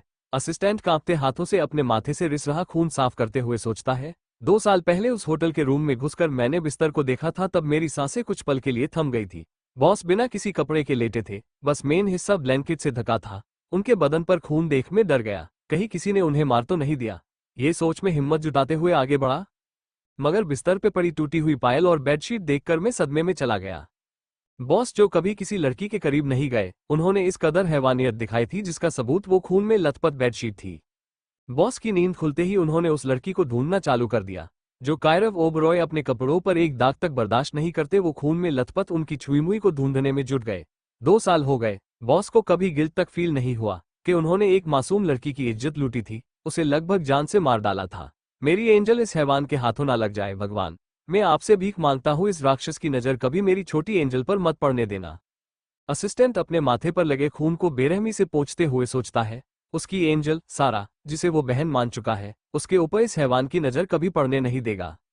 होटल स्टारलाइट, जिम्मी अपने लैपटॉप में सारा और सन की क्लासरूम में बनाई हुई वीडियो देख खुद से कहता है, तेरे साथ गलत करने वाले की मौत ना होती तो तुझे बहुत पहले कुचल चुका होता सारा। तेरी मासूमियत मेरे बिस्तर पर दम तोड़ देती, मगर तेरी दोस्त उस तीखी मिर्ची ने पता नहीं क्या जादू किया मुझ पर, बस उसे हासिल करना है अब। रूम का दरवाजा खुलने की आवाज सुन जिम्मी पीछे मुड़ता है, तभी एक चाकू उसके हाथ पर लगने की वजह से वो दर्द में कराहने लगता है। जिम्मी चिल्ला पाता इससे पहले ब्लैक हुडी वाला शख्स जल्दी से जिम्मी का मुंह एक कपड़े से बांधने के बाद चाकू से धीरे धीरे बहुत प्यार से उसके दोनों हाथों की उंगलियां काटने के बाद पैरों की ओर बढ़ता है। मुंह में कपड़ा ठूसा होने के बावजूद भी जिम्मी के कराहने में बहुत दर्द था। कुछ सोचकर ब्लैक हुडी लैपटॉप में चल रहे वीडियो को देखते हुए कितने बजे है देखने के बाद जिम्मी की ओर बढ़कर बड़ी बेरहमी से उसके सीने में बहुत बार चाकू से वार करता है। उसकी हरकतें बिल्कुल किसी जानवर की तरह थी, एक इंसान की जान लेते वक्त तक उसके हाथ नहीं कांपे थे। जिम्मी के मरने के बाद ब्लैक हुडी वाला शख्स उसके हाथों पे वार करता है, जिससे बेचारे जिम्मी की बॉडी से दोनों हाथ अलग हो जाते हैं। ब्लैक हुडी वाला इंसान बेड के नीचे झुक एक लैपटॉप निकालता है, शायद जिम्मी का गलत कामों के लिए इस्तेमाल किया जाने वाला लैपटॉप था, जिसमें बहुत सारी लड़कियों के साथ पोज करते हुए वीडियो थे, जिन्हें वो पुलिस के पास भेज देता है। सारा वाला वीडियो उस लैपटॉप में एंटर करने के बाद ब्लैक हुडी एक बार जिम्मी की लाश देखने के बाद वीडियो को अच्छे से देखता है, जिसमें सारा की शक्ल साफ दिखाई दे रही थी। सारा की चीखें, रोना, कराहने की आवाजें, सन का उसके ऊपर चढ़कर घटियापन दिखाना, उसके कपड़े अलग करना, ये सब देख ब्लैक हुडी कुछ रिएक्ट नहीं करता। वो बहुत आराम से सारा की वीडियो कॉलेज की ऑफिशियल वेबसाइट पर अपलोड करने के बाद जिम्मी की लाश को लात मारते हुए होटल रूम से निकलने लगता है। ब्लैक हुडी की बॉडी का एक पार्ट तक नहीं दिखाई देता, ऐसा ड्रेस अप था ब्लैक हुडी का, कुछ दिखाई देता है तो सिर्फ एक छोटा सा पैंडा पांडा का चेहरा जो उसकी हुडी पे बना था। कल का धमाका एडवांस में। एक अंधेरे कमरे का दरवाजा खुलता है, जहां से एक बेहद हैंडसम आदमी कमर पर टॉवल लपेटे अपने हाथ में खाना और दवाई लेकर आया था। कमरे में बहुत अंधेरा था, रात हो या दिन हो यहाँ सिर्फ अंधेरा होता है। उस कमरे की तरह वहां मौजूद लड़की की जिंदगी भी अंधेरे से ढक चुकी थी। वो आदमी खाने की प्लेट साइड टेबल पर रखते हुए अपनी डरावनी आवाज में लड़की के कान को काटते हुए कहता है, are you finding light in darkness my sunshine? लड़के की मौजूदगी महसूस करके वो लड़की डर के मारे कांपने लगती है। साइड टेबल पर पड़े रिमोट से पर्दे खोलने के बाद दोनों एक दूसरे के जिस्म चांद की रोशनी में चमक रहे थे, जहां वो लड़की एक ब्लैंकेट से खुद को अच्छे से ढकने के बाद रोते हुए कहती है, 2 सालों से मेरे जिस्म को नोच रहे हो, बोर नहीं होते का क्या एक ऐसी लड़की को अपने आगोश में भरते हुए जो तुमसे नफरत करती है? मैं किसी और की अमानत हूँ। चटाक। लड़की को थप्पड़ मारने के बाद वो हैंडसम शैतान अपना टॉवल खोल उस मासूम गुड़िया पर हावी हो जाता है जो सिर्फ 22 साल की होगी। Boom fire. कौन है ये लड़की और लड़का? कौन है ये पैंडा जिसने सारा की वीडियो लीक की? क्या करेगी सारा अपनी वीडियो वायरल हुआ देख? कौन आने वाला है पाक पैलेस में जिसके लिए सभी भाई बहुत खुश है? कौन है ये पैंडा? पांडा का चेहरा क्या होगा जब रहेगी इन शैतानों के साथ एक ही घर में, जब उसकी मां विहान के पापा से शादी करेगी? जवाब जानने के लिए सुनते रहे a girl bullied by cruel devil सिर्फ हमारे यूट्यूब चैनल पर। Episode 16 hold me sunshine I hate you. अब तक हमने देखा सारा वाला वीडियो उस लैपटॉप में एंटर करने के बाद ब्लैक हुडी एक बार जिम्मी की लाश देखने के बाद वीडियो को अच्छे से देखता है, जिसमें सारा की शक्ल साफ दिखाई दे रही थी। सारा की चीखें, रोना, कराहने की आवाजें, सन का उसके ऊपर चढ़कर घटियापन दिखाना, उसके कपड़े अलग करना, ये सब देख ब्लैक हुडी कुछ रिएक्ट नहीं करता। ब्लैक हुडी बहुत आराम से सारा की वीडियो कॉलेज की ऑफिशियल वेबसाइट पर अपलोड करने के बाद जिम्मी की लाश को लात मारते हुए होटल रूम से निकलने लगता है। ब्लैक हुडी की बॉडी का एक पार्ट तक नहीं दिखाई देता, ऐसा ड्रेस अप था ब्लैक हुडी का, कुछ दिखाई देता है तो सिर्फ एक छोटा सा पांडा का चेहरा जो उसकी हुडी पे बना था। अब आगे जुनत और नरुद दोनों एलेक्स की नाजुक हालत का मजाक बनाते हुए बहुत देर तक हंसते हैं। मतलब उनका भाई जिसने जिंदगी में पहली बार एक लड़की को अप्रोच किया वो भी इतना भयानक तरीके से कि अपने अरमानों के साथ साथ बहुत कुछ तुड़वा लिया। नरुद थोड़ा गंभीर भाव के साथ कहता है, तुझे बेचारी को पैसे ऑफर नहीं करने चाहिए, हर लड़की एक जैसी नहीं होती, और तूने प्रोमिस किया ना उसे चलने लायक नहीं छोड़ेगा। फिर उसने बड़े भैया को प्रोमिस किया और अपने प्रोमिस के मुताबिक भाई को तोड़ दिया। Tears of Joy. इतना कह जुनत जोर जोर से हंसने लगता है। नरुद जो थोड़ा सीरियस था वो भी दोबारा हंसने लगता है। थर्की जून के बच्चे रुक तुझे बताता हूँ। इतना कहते हुए एलेक्स मुश्किल से सोफे से खड़ा होता है मगर दर्द ना बर्दाश्त करने की वजह से वापस बैठ जाता है। सच में उसकी जीनी ने अपना प्रोमिस बखूबी निभाया है। इतना सोच एलेक्स का जबड़ा कस जाता है। जिस दिन तू मुझे दिखाई देगी लड़की, तुझे अपने नीचे इस कदर कुचल दूंगा, तू किसी को मुंह दिखाने लायक नहीं रहेगी। एलेक्स खुद से कहता है। उसके इरादे बहुत खतरनाक थे जीनी को लेकर जो आगे जाकर जीनी के लिए बहुत खतरनाक साबित होंगे। नरुद एंट्रेंस की ओर देखते हुए हैरानी में कहता है, विन। वहीं दूसरी ओर हारू खिड़की से अपने रूम में इंटर करने के बाद ब्लैक हुडी की केप हटाते हुए अजीब मुस्कान देने लगता है। वॉशरूम में जाकर हुडी निकालने के बाद अपनी खून से सनी हुडी साइड में फेंक देता है। हारू के चेहरे के भाव बहुत अजीब थे जिन्हें समझ पाना मुश्किल है। लगता है इस साल भी मौत पक्की है। संग अपनी बहन को बचाने के लिए खुद को खत्म कर ही लेगा। इतना कहे एक तेई मुस्कान देते हुए वो नहाने चला जाता है। पिछले 3 सालों में सारा के साथ जिसने भी जबरदस्ती करने की कोशिश की, हारू सबको सबक सिखाता था, उन्हें टॉर्चर करके, पर किसी की जान नहीं लेता था। शायद इसलिए फंक्शन वाले दिन पिंकी की बात सुन उसके चेहरे के भाव बहुत बदल चुके थे। हारू उन घटिया लड़कों के फैमिली मेंबर को लेकर धमकी देता था। हारू को लगता है उसके धमकाने से सब खुद को खत्म कर लेते थे, मगर बात तो कुछ और ही निकली। हर बार हारू के जाते ही वो शख्स जिसकी हुडी पर पैंडा बना था, वो उन लड़कों को बहुत बुरी मौत मरता था। हारू सारा से प्यार नहीं करता मगर जान दे सकता है उसके लिए, क्योंकि दोस्ती बहुत गहरी है दोनों की। हारू सारा को हमेशा कहता है उसे इतना मासूम नहीं रहना चाहिए। इस मतलबी दुनिया में किसी की मासूमियत लोगों की आंखों में तिनके की तरह चुभती है। सारा का घर। सारा बाथरूम से निकल अपने आंसू पोंछकर अपने थप्पड़ पड़े हुए गालों पर दवाई लगा के बेड पर लेट जाती है। सारा के बेडरूम में एक भी काले रंग की चीज नहीं थी। सारा को काला रंग देखकर डर लगता है, इसलिए उसकी मां ने सभी लाइट पिंक कलर में डेकोरेट किया था। सारा कभी काले रंग के कपड़े तक नहीं पहनती। उसकी यही मासूमियत लड़कों की आंखों में चुभती है। कायरव की कही खतरनाक बातें, उसकी बदतमीजी, वही सब सोच बेचारी रोने लगती है। कहीं उनके सभी बॉडीगार्ड आ जाते तो। इतना सोचते ही सारा कांपने लगी थी। अपनी गर्दन पर बने दांतों के निशान देख उसे बहुत रोना आता है। कायरव और जॉय दोनों ने बहुत जोर से दांत गड़ाए थे सारा की नेक पर। कायरव का किसी पागल कुत्ते की तरह उसकी गर्दन को स्निफ करना याद कर सारा और डर जाती है। बड़ी मुश्किल से बेचारी सो पाती है, इस बात से अनजान के कल उसके साथ क्या होने वाला है। Park palace. एलेक्स और नरुद दोनों नरुद की नजरों का पीछा करते हैं जहां विन अपने रूम में जा रहा था। विन को इतनी जल्दी कमरे में जाता देख तीनों को कुछ शक होता है। विन के लिफ्ट से ऊपर जाते ही तीनों सीढ़ी से ऊपर भागने लगते हैं। विहान अपने रूम में पहुंच ब्लेक हुडी उतारकर क्लोजेट में रख चुका था।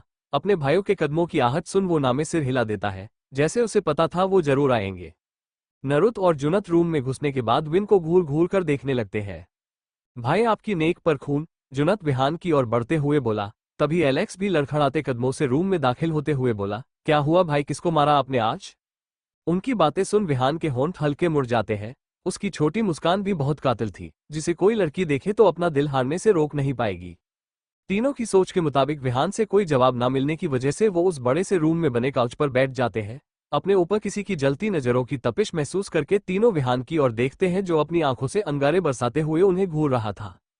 विहान को अपने कमरे में किसी की भी मौजूदगी बर्दाश्त नहीं होती। उसे सिर्फ इस अकेलेपन में अपनी ब्लूबेरी की यादों में घंटों तक जागना, उस हसीन रात को याद करके खुश और दुखी एक साथ होना, इसी में एक सुकून महसूस होता है। एलेक्स जो कब से जीनी को ढूंढकर कैसे बर्बाद किया जाए ये सोच रहा था, तभी अपना फोन निकाल कुछ देखने के बाद चौंकते हुए कहता है, शेयर फेयरफुल वो कल आ रहे हैं। Oh my god, literally after 2 years I am very excited bro. Alex की बात सुन नेट और जून भी बहुत खुश हो जाते हैं, मगर विहान की आंखें गहरी हो जाती है। विहान खुद से कहता है, आप कब तक खुद को तकलीफ देंगे? अब बहुत हुआ, आपको वापस पहले वाला रूम बनना ही पड़ेगा। जुनत को ये गाना गुनगुनाता सुन एलेक्स का खून खोल उठता है। वही जुनत और नरुत एलेक्स के ऊपर हंसकर आगे का गाना गुनगुनाते हुए भाग जाते हैं। एलेक्स मुश्किल से उनके पीछे भागते हुए कहता है, तुम भाई ना होकर दुश्मन हो सालो, तुम्हारे होते हुए दुश्मनों की क्या जरूरत। सही तो है, बेचारा कोई राइड नहीं कर पाया और ये दोनों उसके जले पर नमक छिड़कने के लिए राइडेड गाना गा रहे हैं। वही विहान एलेक्स को लड़खड़ाते हुए चलता देख कुछ नहीं कहता, जैसे उसे पता हो क्या हुआ है। अपनी जेब से ब्लूबेरी की हेयर क्लिप निकाल उसे प्यार से चूमने के बाद विहान सनक के साथ गाना गाने लगता है। फिर बेड पर लेटते हुए उस हेयर क्लिप को बहुत जुनून के साथ घूरते हुए आगे गाता है। उसकी आवाज बहुत शांत और गहरी थी और आंखों में एक तड़प, एक आग थी जिसे देख पक्का किसी की भी रूह कांप जाए। कायरव का ऑफिस असिस्टेंट का सिर फोड़ने के बाद से कायरव कंपनी का काम संभालने में जुट गया था। सारा की मासूमियत को उसने अपने दिमाग पर जरा भी हावी नहीं होने दिया। उस 2 कौड़ी की लड़की की इतनी औकात कहाँ जो कायरव ओबरॉय के दिमाग के साथ खेले। इतना कहते हुए कायरव किसी सनकी की तरह जोर जोर से हंसने लगता है। सारा को अपनी हाथों से मौत के घाट उतारने में भी उसे कोई दिक्कत नहीं होगी। उस बाजारू लड़की ने दोबारा मेरे दिमाग के साथ खेला तो अपने इन्हीं हाथों से उसकी गर्दन मरोड़ दूंगा। इतना सोच कायरव शैतानी मुस्कान मुस्कुराते हुए सोफे पर बैठ सिगरेट के कश लेने लगता है। कायरव की फोटो देखनी हो तो कमेंट कर देना। नरुत का रूम। नरुत तो हर बार की तरह अपनी कैंडी चूसने की मिठाई की पेंटिंग बनाने में लगा हुआ था। सारा के गालों पर ब्रश घुमाते हुए नरुत एक सनक के साथ कहता है, oh my candy, you are damn cute. वहीं दूसरी ओर एलेक्स पेन किलर लेते हुए खुद से कहता है, तू पहले से ही किसी और के साथ इन्वॉल्व थी, इसके बावजूद मैंने तुझे मौका दिया, मगर तू। I promise you Genie, I won't spare you. जिस दिन मिलेगी तेरी जिंदगी नर्क से बदतर बना दूंगा। एलेक्स का सो कोल्ड ईगो तो हट हुआ ही था, साथ में उसे जीनी किसी भी कीमत पर अपने बिस्तर पर चाहिए थी।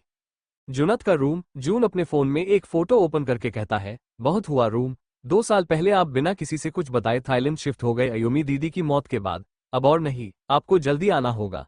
अयुमी दी ने गलत किया, मगर आपने भी उन्हें बहुत बड़ी सजा दी, जिसकी माफी के लिए आप आज तक तड़प रहे हैं। अब जाकर जून फोटो से दूर होता है। Bangkok Thailand region letter T region letter H. एक अंधेरे कमरे का दरवाजा खुलता है, जहां से एक बेहद हैंडसम आदमी कमर पर टॉवल लपेटे अपने हाथ में खाना और दवाई लेकर आया था। उसकी उम्र करीब 25 साल होगी। कमरे में बहुत अंधेरा था। रात हो या दिन हो, यहां सिर्फ अंधेरा होता है। उस कमरे की तरह वहां मौजूद लड़की की जिंदगी भी अंधेरे से ढक चुकी थी। वो आदमी खाने की प्लेट साइड टेबल पर रखते हुए अपनी डरावनी आवाज में लड़की के कान को काटते हुए कहता है, are you finding light in darkness my sunshine. लड़के की मौजूदगी महसूस करके वो लड़की डर के मारे कांपने लगती है। साइड टेबल पर पड़े रिमोट से पर्दे खोलने के बाद दोनों एक दूसरे के जिस्म देखते हैं जो चांद की रोशनी में चमक रहे थे। जहां वो लड़की एक ब्लैंकेट से खुद को अच्छे से ढकने के बाद रोते हुए कहती है, 2 सालों से मेरे जिस्म को नोच रहे हो, बोर नहीं होते का क्या। एक ऐसी लड़की को अपने आगोश में भरते हुए जो तुमसे नफरत करती है, मैं किसी और की अमानत हूं। चटाक। लड़की को थप्पड़ मारने के बाद वो हैंडसम शैतान गुस्से में अपना टॉवल खोल उस मासूम गुड़िया पर हावी हो जाता है जो सिर्फ 22 साल की होगी। लड़की की एक जोरदार चीख गूंजने के साथ है वो लड़का उसका गला अपने हाथों में पकड़ थरस्ट करते हुए बेहद सनक के साथ कहता है, सनशाइन तुम मेरी हो, तुम्हारी हिम्मत कैसे हुए खुद को किसी और की अमानत कहते हुए। हाँ, बोलो ना, तुम मेरा प्यार हो, मेरी जान हो, मेरी अयुमी, माई सनशाइन। वो लड़की जिसका नाम युमिका था, वो उस लड़के से अपने नजरें फेर दोनों हाथों की मुट्ठी में बेडशीट बीच अपना मुंह तकिए में धंसा दर्द सहने की कोशिश करने लगती है। Look at me sunshine, hold me tight into your arms. वो लड़का युमिका का मासूम चेहरा अपने कांपते हाथों में थाम लगभग रोते हुए बोला। 2 सालों से वो दोनों ना जाने कितने बार करीब आए होंगे, मगर युमिका उसे कभी बाहों में नहीं भरती और ना ही उसे कोई जवाब देती। वो लड़का कितना भी प्यार लुटा दे मगर अयुमी उसके नीचे बिना किसी हलचल के पड़ी रहती है। इतने जोरदार थप्पड़ की वजह से युमी का गाल बहुत दर्द में था। उस लड़के हाथ की छुअंग गालों पर महसूस कर अयुमी एक सिसक लेती है, जिसे सुन वो लड़का जल्दी से अयुमी के गाल को प्यार से सहलाते हुए लड़खड़ाती आवाज में रोते हुए कहता है, न नहीं मैं तुम्हें कैसे मार सकता हूँ, तुम तो मेरी जान हो, मेरी सनशाइन हो बेबी। इतना कह धीरे धीरे दोनों को जिस्म अलग करता है जो एक दूसरे में उलझे हुए थे। लड़का साइड टेबल से एक गन निकाल खुद के हाथ पे गन फायर करते हुए अयुमी को फिर से अपने आगोश में भरते हुए कहता है, यही वो हाथ था ना जिसने तुम्हें तकलीफ दी। देखो सनशाइन, इसे कितना दर्द दिया मैंने। अब तो मुझे अपनी बाहों में भरो। इन 2 सालों में एक बार भी तुमने मुझे अपनी बाहों में नहीं भरा। जब भी तुम्हें प्यार करता हूँ, मुझसे नजरें फेर लेती हो, मुझे हाथ तक नहीं लगाती। बोलो ना, उस मीने की बाहों में कितनी आहें भर रही थी उस रात। हाँ, तब तो उसके बालों में हाथ घुमा रही थी, उसे खुद को और प्यार करने को कह रही थी। अयुमी दर्द सहते हुए एक बार लड़के के हाथ को देखती है जिससे बहुत खून रिस रहा था। फिर उस लड़के के चेहरे को देखते हुए अपने आंसू बेदर्दी से साफ करते हुए कहती है, प्यार, इसे प्यार कहते हो तुम? 2 सालों से कैद हूँ यहाँ, जम जीरो में बांध के रखा है मुझे जैसे कोई कैदी हूँ तुम्हारी। इन 2 सालों में रोशनी तक नसीब नहीं हुई मुझे। कैसे भूल जाओ तुम मेरे बुली हो जिसने खुद के दोस्त को मेरी इज्जत लूटने का ऑर्डर दिया था, उसे मेरे करीब भेजा ताकि वो मेरी आबरू के साथ खेल सके, और जब उसने मुझे नोचा तो मुझे बाजारों औरत, घटिया लड़की इन नामों से नवाजा गया। फिर अयुमी उस लड़के की आंखों में देखते हुए बेहिसाब दर्द के साथ बोली, आई हेट यू रूम, तुम्हारी वजह से मैंने सब कुछ खो दिया, मेरा परिवार, मेरी बहन, मेरा प्यार। अयुमी के मुंह से मेरा प्यार सुन उस लड़के रूम को बहुत गुस्सा आता है। क्या कहा प्यार? तुम्हारा प्यार में हूं। तुम मेरी जीएफ होने के बावजूद उस वंचित की बाहों में बिना किसी पर्दे के आहें भर रही थी, और वो तुम्हारे जिस्म के इस हिस्से पर जहां सिर्फ मेरा हक है अपने होंठों से चूम कैसे सकता है? तुम मेरी कैद में ही अच्छी हो। 2 सालों से किसी और मर्द को देखा नहीं ना, शायद इसलिए तड़प रही हो, या उस वंचित की आदत पड़ गई है तुम्हें। तुम्हारी प्यास अच्छे से बुझानी पड़ेगी। अयुमी उसकी बातों को कोई जवाब नहीं देती, जैसे ये सब सुनने की आदी हो चुकी हो। इन 2 सालों में उसकी जिंदगी नर्क से बदतर बना दी थी इस हैवान ने। वही ये बातें कहते वक्त रूम का गुस्सा बहुत बढ़ जाता है और वो अपनी दरिंदगी इस कदर दिखाता है कि वो मासूम गुड़िया बेहोश हो जाती है। बेहोश हो चुकी अयुमी के मासूम पर मुरझाए चेहरे को देखते हुए वो लड़का रूम अपना काम करते हुए साइड टेबल से एक इंजेक्शन निकाल अयुमी की बॉडी में इंजेक्ट करने के बाद प्यार से उसका चेहरा हाथों में थामकर बातें करते हुए अपना प्यार बढ़ाने लगता है। मगर अयुमी की सांसें न चलता देख वो घबरा जाता है। अयुमी की धड़कनें बंद महसूस कर वो जोर से चिल्लाता है, माय सनशाइन। साइड टेबल पर पड़ा अपना फोन बजता सुन उस आदमी की आंखें खुलती है। अपने माथे से पसीना पोंछ वो आदमी फोन उठाकर खुद को नॉर्मल दिखाते हुए कहता है, यस मिस्टर पार्क। कायरव के पापा मिस्टर पार्क कहते हैं, कब तक आने वाले हो room? I am arriving tomorrow. इतना कह रूम कॉल काट देता है। बिस्तर पर अपनी सनशाइन को ना देख उसकी आंखें लाल हो जाती है और आंसुओं की बूंद उसके गाल पर गिरती है। 2 सालों से ढूंढ रहा हूं सनशाइन, तुम्हें एक बार मिल जाओ मेरी अयुमी। अपनी हर गलती की माफी मांगनी है तुमसे। इतना कह अपने आंसू पोंछते हुए रूम अयुमी की फोटो जो उसके वॉलपेपर पर लगी थी उसे चूमते हुए कहता है, मैंने 2 साल तुम्हें बहुत तकलीफ दी थी मेरी सनशाइन, जिसकी माफी मिलना मुश्किल है। मेरा दिल कहता है तुम जिंदा हो, कम बैक सनशाइन। उसकी आंखों में दर्द का सैलाब उमड़ आया था, मगर ये उस लड़की अयुमी के दर्द के मुकाबले बहुत कम था जो उस मासूम ने उस 2.5 सालों में सहा था। नेक्स्ट चैप्टर का धमाका एडवांस में। संग और अपनी वीडियो हर किसी के फोन में देख सारा की सांसें थम जाती है। सारा रोते हुए बदहवास सी भाग रही थी, तभी किसी के सख्त सीने से टकरा जाती है। अपने सामने खड़े इंसान को देख उसकी सांसें भारी हो जाती है और वो डर से कांपने लगती है। फायर। कल कायरव की छुईमुई सामने आएगी। अगर आपके कमेंट आएंगे तो, वरना जाने दो चैप्टर पेंसिव फेस, कोई रिव्यू नहीं देता। एंड प्लीज कमेंट में 2 बातें लिख जरूर देना, अच्छी या बुरी। कौन है रूम और यूमिका? क्या रिश्ता है उनका पाक फैमिली से? क्या दुश्मनी है पैंडा की सारा से? किसका खून करके आया है विहान? क्यों दिया यूमिका ने रूम को धोखा? किससे टकराई सारा? जवाब जानने के लिए सुनते रहे a girl bullied by cruel devil सिर्फ हमारे यूट्यूब चैनल पर। एपिसोड 17 जेलस और नॉट एंग्री कैरव। रूम की आंखों में दर्द का सैलाब उमड़ आया था, मगर ये उस लड़की अयुमी के दर्द के मुकाबले बहुत कम था जो उस मासूम ने उस 2.5 सालों में सहा था। अब आगे रूम अपने बॉडीगार्ड को अयुमी की सभी तस्वीरें अपने प्राइवेट जेट से कोरिया भेजने को बोल अयुमी का फोटो को पागलों की तरह चूमते हुए रोने लगता है। थोड़ी देर बाद खुद को संभालते हुए यूमिका की सारी चीजें पैक करने के बाद वो कोरिया के लिए निकल जाते हैं। Park palace Alex sport room में खुद का गुस्सा कम करने के लिए बिलियर्ड्स खेल रहा था। तभी हिल्स की टक टक आवाज सुन पीछे मुड़ते ही वो चौंक जाता है। उसकी हैरानी का कोई ठिकाना नहीं रहता जीनी को अपने सामने इतनी रिवीलिंग ड्रेस पहने हुए देख। जीनी का दिया हुआ बेहिसाब दर्द एलेक्स अब तक भूल चुका था। उसे बस जीनी को अपनी बाहों में भर के प्यार करना था। वहीं जीनी अदा के साथ चलते हुए एलेक्स को देख एक आंख मारते हुए किस का इशारा करते ही एलेक्स के पास पहुंच उसे यहाँ वहां छूते हुए बेहद मदहोशी से कहती है, baby let's do something unique and thriller. जीनी से किक खाने के बाद भी एलेक्स अपने दिमाग की ना सोच किसी और की सुनते हुए जीनी के कहे मुताबिक बिलियर्ड्स टेबल पर लेट जाता है। जीनी को खुद में समाने की उसकी चाहत बढ़ते वक्त के साथ उसे पागल बना रही थी। इनकी पिक कमेंट में मिल जाएगी। तभी जीनी एक सरकास्टिक स्माइल देते हुए स्टिक से बॉल को ऐसा शॉट मारती जो एलेक्स के नाजुक जख्मों पर फिर से वार करता है। Share rushed face demon. Alex चीखते हुए नींद से जागता है। मतलब उस लड़की के कारनामे उसे सपने में भी परेशान कर रहे हैं। एलेक्स अब तक बहुत बौखला चुका था। वो ठान लेता है उसे जीनी जब मिलेगी जहां मिलेगी उसकी इज्जत के चिथड़े उड़ा देगा। बड़ी मुश्किल से खुद का दर्द बर्दाश्त करते हुए एलेक्स सो पाता है। वही एक डार्क रूम में एक शख्स ब्लैक हुडी पहने उस बड़े से रूम में जहां चारों ओर कंप्यूटर स्क्रीन लगी थी। अपनी उंगलियां कीबोर्ड पर नचाते हुए वो शख्स एक बड़े से बोर्ड के ऊपर से लाल कपड़ा हटाने के बाद वहां मिस्टर पार्क की फोटो चिपकाने के बाद संग और जिमी की फोटो पर क्रॉस मार्क का निशान बनाता है। वहां सारा और पूरी पार्क फैमिली की फोटो मौजूद थी। सारा की फोटो पर चाकू चलाते हुए शायद वो शख्स मुस्कुराया होगा, मगर उसकी शक्ल साफ दिख नहीं पाती। कुछ दिखता है तो बस उसकी हुडी पर बना पैंडा पांडा का चेहरा। अगली सुबह कायरव अपने केबिन से अटैच बेडरूम में सो गया था। सारा नाम की चुहिया को वो कब से अपने दिमाग से निकाल चुका था। कायरव अपने बाल बनाते हुए आईने में खुद को हैंडसम चेहरे को देखता है तो उसे सारा का खुद को मारा हुआ थप्पड़ याद आते ही बहुत गुस्सा आता है। कायरव जल्दी से अपने ख्याल झटकते हुए अपनी छुईमुई की पायल को चूम लेता है। अपना फोन बजता सुन कायरव फोन उठाते हुए बेहद रूखे स्वर में कहता है, व्हाट हैपेंड मिस्टर पार्क? अपने बेटे के मुंह से मिस्टर पार्क सुन उनका जबड़ा कस जाता है। अपना फोन बजता सुन कायरव फोन उठाते हुए बेहद रूखे स्वर में कहता है, व्हाट हैपेंड मिस्टर पार्क। अपने बेटे के मुंह से मिस्टर पार्क सुन उनका जबड़ा कस जाता है। मेरी जिंदगी में वो पैंडा कुंडली मार के बैठा है, उसने कल रात भी हमारा टेंडर चुरा लिया। ऐसे है चलता रहा तो हम बर्बाद हो जाएंगे, मिस्टर पार्क बोले चिढ़ते हुए। कायरव शांति से बोला, correct your words mister park, not us only you. अपने शब्द सही करो मिस्टर पार्क, हम नहीं सिर्फ आप। मिस्टर पार्क गुस्से में बोले, ठीक है, मगर तुम औलाद तो मेरी हो। कॉलेज में एक लड़के की मौत हुई है कल और एक एमएमएस भी लीक हुआ है। मैं बहुत परेशान हूँ, कंपनी आया हूँ, कॉलेज का मैटर तुम हैंडल कर लो प्लीज बेटा, देखो। उनके कुछ बोलने से पहले कायरव गुस्से में कॉल काट देता है। कायरव सारा की शक्ल तक देखना नहीं चाहता था उस कॉलेज में जाकर। उसका बस चले तो वो सारा को अभी मार डाले। उसे तो बहुत नफरत है सारा से, सच में फेयरफुल। सारा की माँ आज सारा को इतना सजा धजा देख शौक होती है। सारा बिना किसी मेकअप के किसी अप्सरा से कम नहीं दिखती। वो कभी मेकअप नहीं करती। आज उसका टचअप और होठों पर लिपस्टिक देख सिम्मी जी को लगता ही सारा और हारू के बीच कुछ कुछ है। सारू इतना सज धज कर जा रही हो, क्या बात है? सिम्मी जी बोली मुस्कुराते हुए।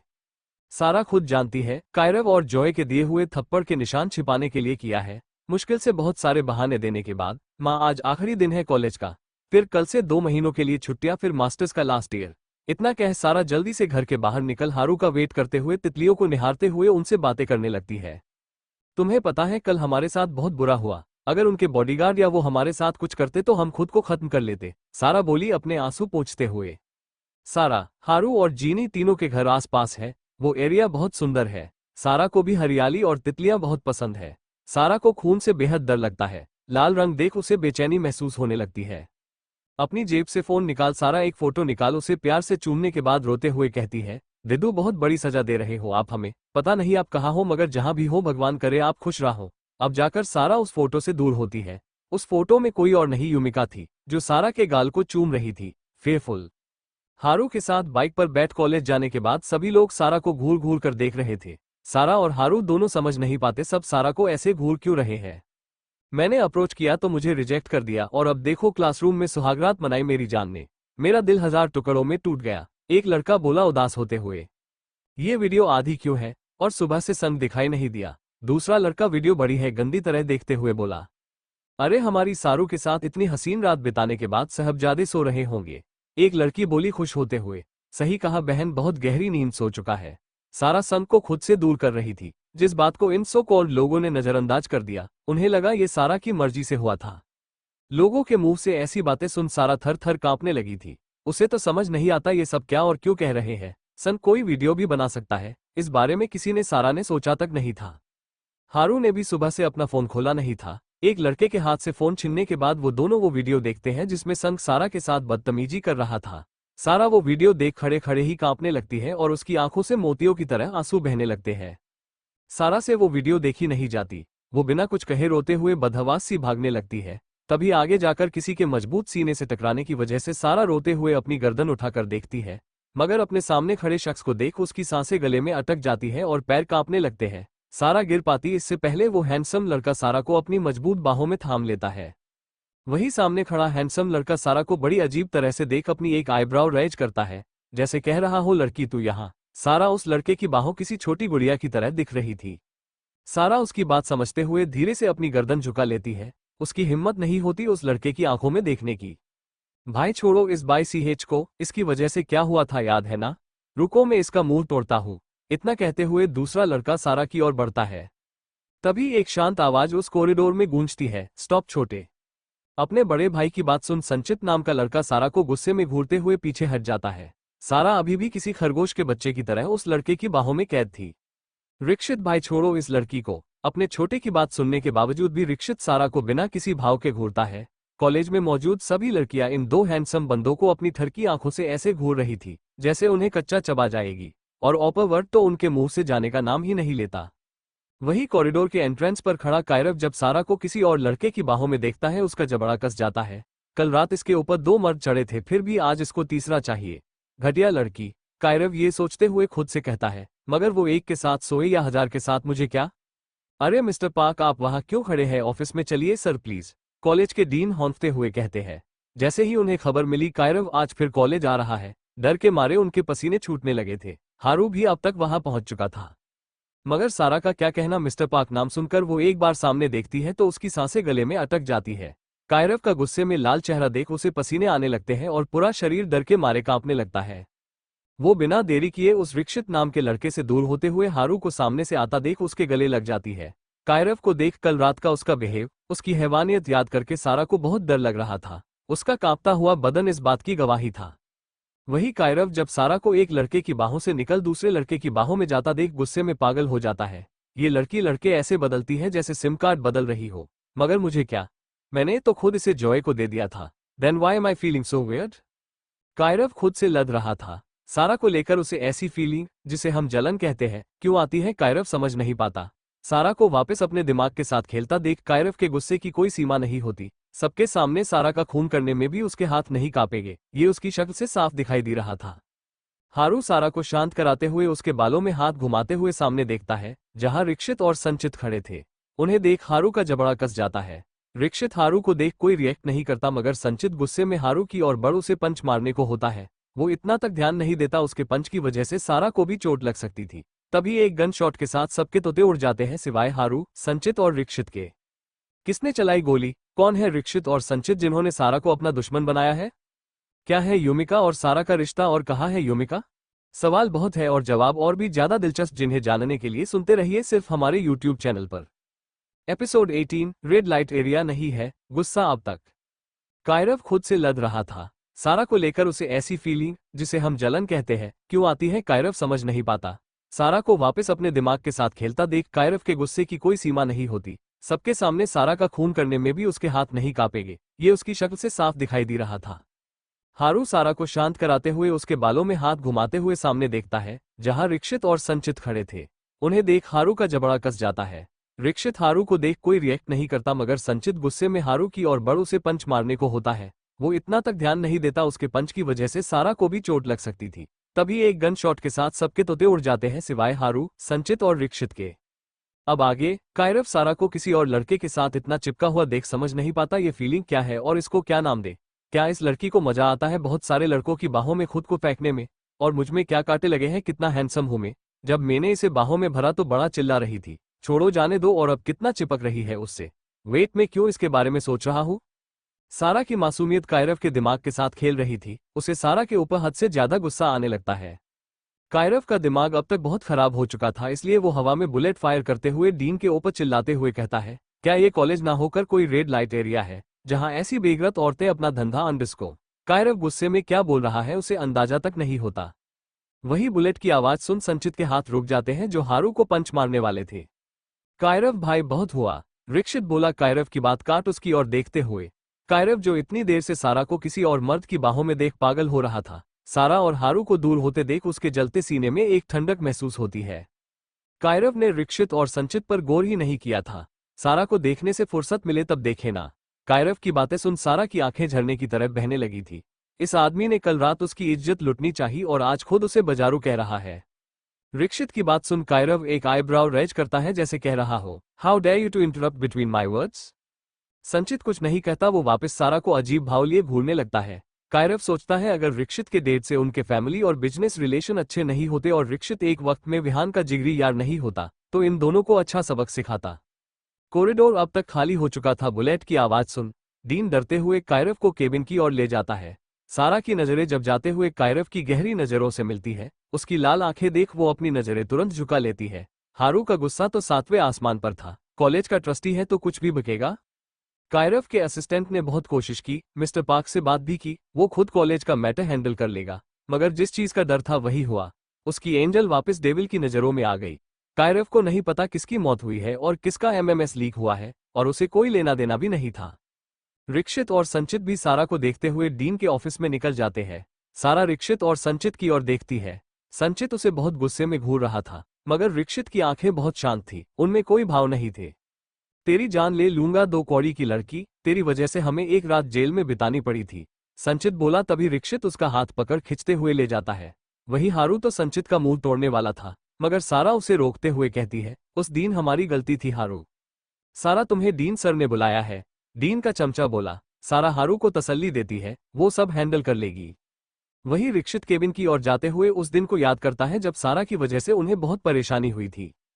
फ्लैशबैक, एक हफ्ते पहले सारा और जीनी दोनों एक पार्टी सेलिब्रेट करने बाहर गए थे।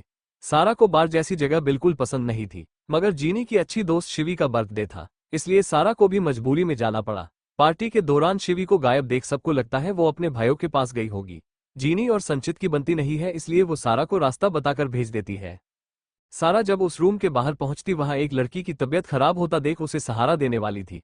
लड़की अपने हाथ में पकड़ी बियर बॉटल सारा को देते हुए कहती है, प्लीज अंदर पहुंचा दो सिस्टर। इतना कह वो जल्दी से वॉशरूम भाग जाती है। सारा ने नोटिस किया था उस लड़की का पेट थोड़ा बड़ा था, कहीं वो प्रेग्नेंट, मगर इतनी कम उम्र में। Where are you by CH, एक लड़का बोला रूम के अंदर से। सारा को कुछ समझ नहीं आता क्या करे। ये बॉटल देने के बाद वापस आ जाएगी, इतना सोच सारा उस प्राइवेट रूम में चली जाती है।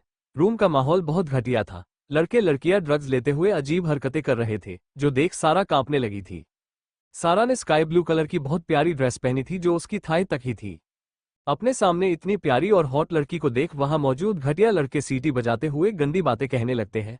उस बेचारी प्रेग्नेंट लड़की की जॉब ना चली जाए इसलिए सारा आगे बढ़ बॉटल टेबल पर रख पीछे मुड़ने को होती है, तभी कोई रास्ते में पैर लाकर उसे गिरा देता है। सारा संभल नहीं पाती और किसी की गोद में गिर जाती है। सारा को जिसने धक्का दिया वो लड़की खुश हो जाती है, अब रिकी इसे जरूर जलील करेगा। सारा की खूबसूरती देख उस लड़की को बहुत जलन हो रही थी। रिक्षित की धड़कनें बहुत बढ़ चुकी थी। सारा बस हल्की उसके नाजुक बदन से टच हो रही थी, जिसे महसूस कर उसे गर्मी महसूस होती है, मगर सारा का मासूम चेहरा देख वो सब कुछ भूल उसे बिना किसी भाव के घूरने लगता है। अपनी जांघों पर कुछ चुभन महसूस कर सारा की आंखें बड़ी हो जाती है। वो जल्दी से खड़ी होकर डरते हुए रिक्षित को देखती है। रिक्षित उसकी आंखों का पीछा कर एक टेढ़ी मुस्कान देता है, जैसे कह रहा हो, तुम्हारी वजह से हुआ है। क्लोज योर फूकिंग आइज, रिक्षित चिल्लाया। उसकी डरावनी आवाज सुन सभी अपनी आंखें बंद करते हैं। संचित को तो झटका लगता है। उसका भाई, जिसे आज तक बहुत लड़कियों ने पटाना चाहा, मगर इसने किसी को देखा नहीं, और इस लड़की ने उसे सेड्यूस कर दिया, वो भी 1 मिनट के अंदर। संचित सोचता है रिक्षित की ओर घूरते हुए, सारा की तो हिम्मत है नहीं होती रिक्षित की ओर देखने की, माना वो छोटी है मगर इतनी भी नहा के समझ ना सके क्या चुभा था। रिक्षित को अपनी ओर बढ़ता देख सारा गलती से नीचे देख लेती है। संचित तो पॉपकॉर्न खाते हुए ये सब एंजॉय कर रहा था। सारा को कुछ समझ नहीं आता, इसलिए वो डरते हुए कहती है, आपके पीछे देखिए। रिक्षित जानता था ये लड़की उसे पागल बना रही है, फिर भी वो पीछे मुड़ जाता है। मौके का फायदा उठाते हुए सारा वहां से भाग जाती है। रिक्षित एक टेढ़ी मुस्कान देते हुए वॉशरूम चला जाता है। Flashback and park palace. Vihaan, नरुत, एलेक्स और जुनत चारों बहुत बेसब्री से रूम का वेट कर रहे थे। विहान के चेहरे पर कोई भाव नहीं थे, मगर दिल में बहुत खुशी थी। आखिर उसके चाचू पूरे 2 साल बाद वापस आने वाले थे। रूम की उम्र अभी 28 है। मिस्टर दादा पार्क का बहुत ज्यादा एज में होने के बावजूद एक औरत से संबंध थे, जिस वजह से रूम उनके पोते की उम्र के है। रूम ने कभी उन 5 भाइयों ने भेदभाव नहीं किया, वो सबसे बहुत प्यार करते हैं। कैसे हो मेरे चेलो, रूम हॉल में दाखिल होते हुए बोले। एलेक्स, नरुत और जुनत तीनों उनके ऊपर टूट पड़ते हैं। सबसे गले मिलने के बाद रूम विहान को देख एक हल्की स्माइल देते हैं। विहान भी जल्दी से उनके गले लग जाता है। ऐसे ही थोड़ी देर सब बात करने के बाद तीनों रूम का रूम दिखाने ले जाते हैं। कमरे का दरवाजा खोलते ही रूम आंखों में पानी आ जाता है। पूरे कमरे में यूमिका की फोटो थी, जिन्हें देखते हुए रूम उनके ऊपर प्यार से हाथ घुमाते हुए कहते हैं, तुम धोखेबाज नहीं थी मेरी सनशाइन, मैं तुम्हारे प्यार के लायक नहीं था, मैं तुम्हारा गुनहगार हूँ। इतना कहते हुए रूम फुट फुट कर रोने लगता है। चारों डेविल उन्हें शांत कराते हैं, फिर भी वो नहीं मानते तो विहान गुस्से में कहता है, आपने गलती की है, रूम गुनाह नहीं, अयुमीदी मिल जाएगी। रूम अपने आंसू पोंछ विहान की और देख एक दर्द के साथ कहते हैं, विन तुमने तो सिर्फ आधी रात ही एक लड़की को नौचा था, पर मैंने तो उसे 2.5 सालों तक अपने बिस्तर पर कुचला है। तुम्हें पता है वो मुझे कभी देखती तक नहीं थी, क्योंकि मैं उसे जंजीरों में बांध कर रखता था। मैंने बहुत बड़ी गलती कर दी विन, जिसकी सजा आज तक भुगत रहा हूँ। रूम की बात सुन सबके होश उड़ चुके थे। क्या उनके चाचू ने उस मासूम बच्ची को 2.5 साल तक किसी टॉय की तरह इस्तेमाल किया? तभी सब विन वाली बात पर गौर करते हैं। क्या विन ने किसी लड़की के साथ? भाई रूम क्या कह रहे हैं? आपने किसके साथ रिलेशन बनाए बताओ? जुनत बोला झल्लाते हुए। उसे तो बर्दाश्त नहीं हो रहा था, उसका भाई इतनी बड़ी बात उससे छिपा कैसे सकता है। नरुत और एलेक्स के भाव भी बहुत सख्त हो चुके थे। तीनों विहान से बार बार पूछते हैं, जिससे इरिटेट होकर विहान गुस्से में कहता है, नहीं जानता उसे, कौन थी, कहां से आई थी, बस इतना जानता हूं उसे बहुत दर्द दिया था मैंने, जिसका सबूत उसकी वो चीखें थी। उसका नाम पता कुछ नहीं जानता। पिछले 2 सालों से ढूंढ रहा हूं उसे, कुछ देख नहीं पाया उस अंधेरी रात में सिवाय उसकी नीली आंखों के। डीन का ऑफिस। कायरव किसी राजा की तरह बड़े से सोफे पर बैठा था और उसके सामने रिक्षित और संचित भी एटीट्यूड के साथ बैठे थे। डीन बोले, मिस्टर पार्क, हम ये मसला हल कर लेंगे, आपने तकलीफ क्यों उठाए?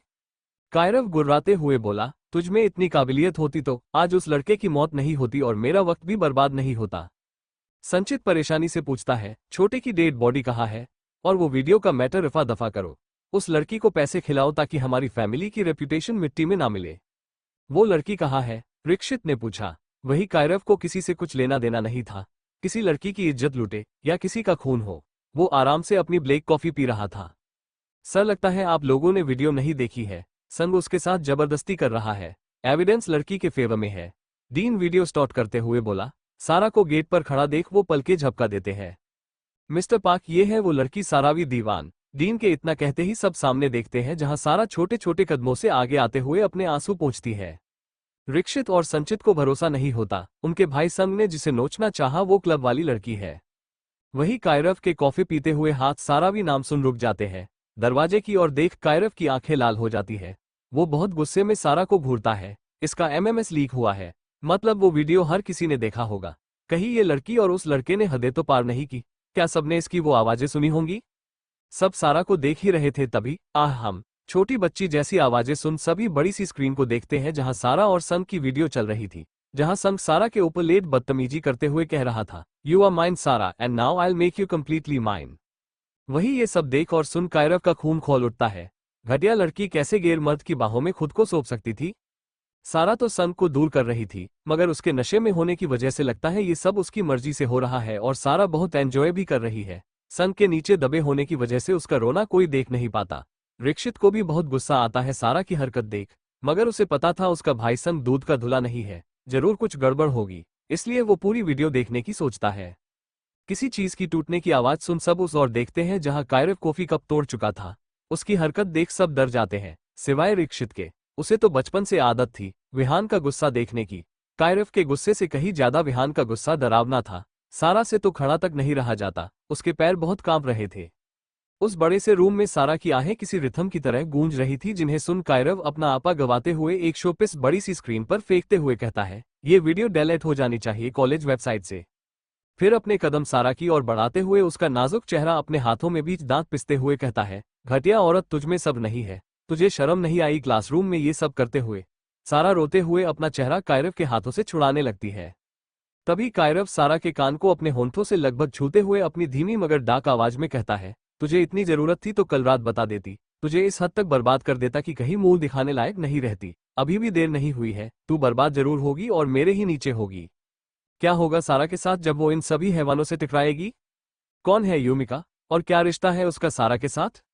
जानने के लिए सुनते रहिए अ गर्ल बुलीड है क्रूल डेविल, सिर्फ हमारे यूट्यूब चैनल पर। एपिसोड 19 कर लीजिए अपनी चाहत पूरी। कायरव अपने कदम सारा की ओर बढ़ाते हुए उसका नाजुक चेहरा अपने हाथों में बीच दांत पिसते हुए कहता है, घटिया औरत, तुझमें सब नहीं है? तुझे शर्म नहीं आई क्लासरूम में ये सब करते हुए? सारा रोते हुए अपना चेहरा कायरव के हाथों से छुड़ाने लगती है। तभी कायरव सारा के कान को अपने होंठों से लगभग छूते हुए अपनी धीमी मगर डाक आवाज में कहता है, तुझे इतनी जरूरत थी तो कल रात बता देती, तुझे इस हद तक बर्बाद कर देता कि कहीं मुंह दिखाने लायक नहीं रहती। अभी भी देर नहीं हुई है, तू बर्बाद जरूर होगी और मेरे ही नीचे होगी। अब आगे Kairav bro leave her, Rikshit आगे बढ़ते हुए बोला। कायरव उसकी ओर बहुत गुस्से में देखता है। कायरव की इतनी डरावनी आंखें देखकर भी रिक्षित आगे बढ़ उसके हाथ सारा के जबड़े से हटाते हुए कहता है, we haven't watched the full video, maybe she is innocent. हमने अभी तक पूरी वीडियो नहीं देखी है, हो सकता है उसकी गलती ना हो। अगर रिकी एक वक्त पर विहान का दोस्त ना होता तो कायरव उसकी जान ले लेता। क्या इस दो कौड़ी की लड़की की वजह से मेरा दिमाग खराब हो रहा है? इतना सोच कायरव गुस्से में वापस सोफे पर बैठ जाता है। उसकी जलती हुई नजरें अभी भी सारा के ऊपर थी, जो रोते हुए खुद का गाल सहला रही थी। कायरव को थोड़ा शांत देख डीन अपनी लड़खड़ाती आवाज में कहते हैं, मिस्टर पार्क, वो सन की डेड बॉडी का क्या करे? मोहल्ले में बांट दे। डीन की बात सुन कायरव गुस्से में चिल्लाता है। उसका दिमाग पहले से ही खराब हो चुका था सारा को किसी और की बाहों में कराहता देख। उसकी बात सुन सब उसे घूर घूर कर देखते हैं। कायरव ओबरॉय, जो कभी एक लफ्ज अपने मुंह से नहीं निकालता, वो इतनी इलॉजिकल बातें कैसे कर सकता है? सन की डेड बॉडी, सारा लड़खड़ाती जबान में इतना कह रोने लगती है। संचित रिक्षित से कहता है, भाई ये मैटर रफा दफा करो, हमारी इज्जत का सवाल है। सारा देखो ये वीडियो डिलीट हो जाएगा, तुम कंप्लेंट मत करना, ली फैमिली की बहुत इज्जत है। डीन बोले सारा को समझाते हुए। उसे कोई कंप्लेंट नहीं करानी, इतना कह सारा वहां से भाग जाती है। कायरव उसकी हरकत देख अपने हाथों की मुट्ठी बीच लेता है। वही कायरव का असिस्टेंट जिसके माथे पर बहुत बड़ी पट्टी बंधी हुई थी। डीन टेबल के नीचे से चुपके से बाहर निकलता है। अब पता नहीं ये क्या कर रहा था। पार्क पैलेस रूम का रूम। विहान की बात सुन सबको झटका लगता है। रूम को छोड़ जुनत और एलेक्स विहान को सोफे पर बिठाते हैं। नरुत रूम को सोफे पर बिठाते हुए कहता है, आपको कैसे पता चला रूम, जबकि हमें एक घर में होने के बावजूद किसी ने पता तक नहीं चलने दिया। मैं घर से, तुम सबसे दूर था, दुनिया से नहीं। रूम की बात सुन तीनों का मुंह देखने लायक था। जुनत विहान के पैरों के पास बैठ उसका चेहरा अपने हाथों में थाम रुआसी आवाज में कहता है, भाई इन 2 सालों में आपकी मायूसी की वजह वो लड़की तो नहीं? 1 मिनट, मतलब 2 साल पहले किसी लड़की के साथ इन्वॉल्व ना होने का रूल कहीं तूने इसीलिए तो नहीं बनाया विन? एलेक्स चौंकते हुए बोला, तूने खुद को कल रात तुड़वा लिया ना, अब कुछ और रह गया है। जब देखो तब वही बातें बोलता है। नरुत चिढ़ते हुए बोला।